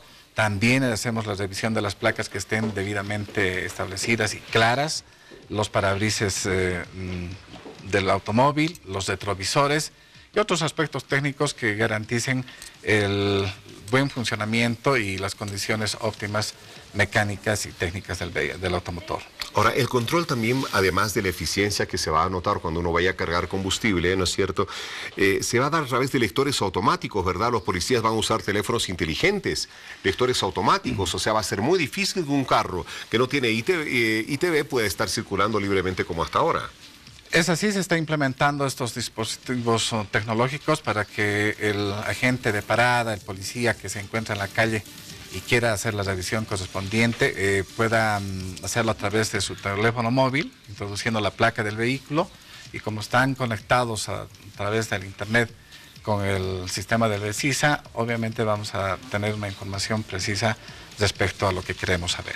Y además este sistema, esta alianza estratégica entre el RUA, del BESISA y la policía, el DNFR, va a permitir identificar también a aquel ciudadano que no ha pagado por su vehículo los impuestos que corresponden a la gestión, a la alcaldía municipal, automáticamente. Evidentemente son niveles de control. Se creó se ha creado por un decreto supremo la CETIC. Es una política estatal que establece la virtualización prácticamente de toda la actividad pública, y es en este propósito que la policía también se ha introducido, se ha subido al tren para poder ser compatibles con todo lo que está sucediendo en el Estado plurinacional. No, muy bien, coronel. Queda claro entonces para todos los ciudadanos, a futuro difícil pasar desapercibidos como hasta hoy, cuando debemos impuestos o no cumplimos con obligaciones. Cada vez va a ser más complicado. Mejor asumir con disciplina nuestras obligaciones. Muchas gracias acá al coronel José Antonio Caviedes, director departamental de Fiscalización y Recaudaciones de la Policía Nacional. Gracias por su orientación, coronel. Muchísimas gracias a usted. Que lo vaya muy bien. Muy bien. A ver, Paola, Piti. Muy bien, Víctor Hugo, llegó el momento de despedirnos, así que de verdad yo espero que hayan comenzado muy bien esta semana. Gracias por hacerlo junto a nosotros y que hoy sea un día maravilloso para todos ustedes y para ti también, Piti. Familias bolivianas, buen descanso. Muchas gracias, Paola. Que tengan una linda semana llena de alegrías, llena de bendiciones. Hasta mañana, hasta más tarde. Chao, chao. Bueno, ya es martes y sabe, atención, si usted tiene pensado ir a ver el partido de la selección boliviana frente a Chile, el Ministerio de Trabajo dispone de tolerancia laboral en la jornada de trabajo para este día martes 5 de septiembre de 2017 a partir de las 14:45. Para los servidores del sector público que asistan al partido a realizarse en el Estadio Hernando Siles de La Paz, mismos que deberán presentar la correspondiente entrada que acredite su ingreso al referido partido, en cuyo caso los beneficiarios de dicha tolerancia deberán compensar el tiempo utilizado en el transcurso de la semana a cuenta de vacación. Miren, lo que dispone el Ministerio de Trabajo, tolerancia para que mañana todos se vayan a ver el partido de la selección boliviana y apoyando a nuestros gladiadores, ojalá para una victoria. Mañana queremos celebrar goles. Fuerte abrazo, Bolivia. Descansen.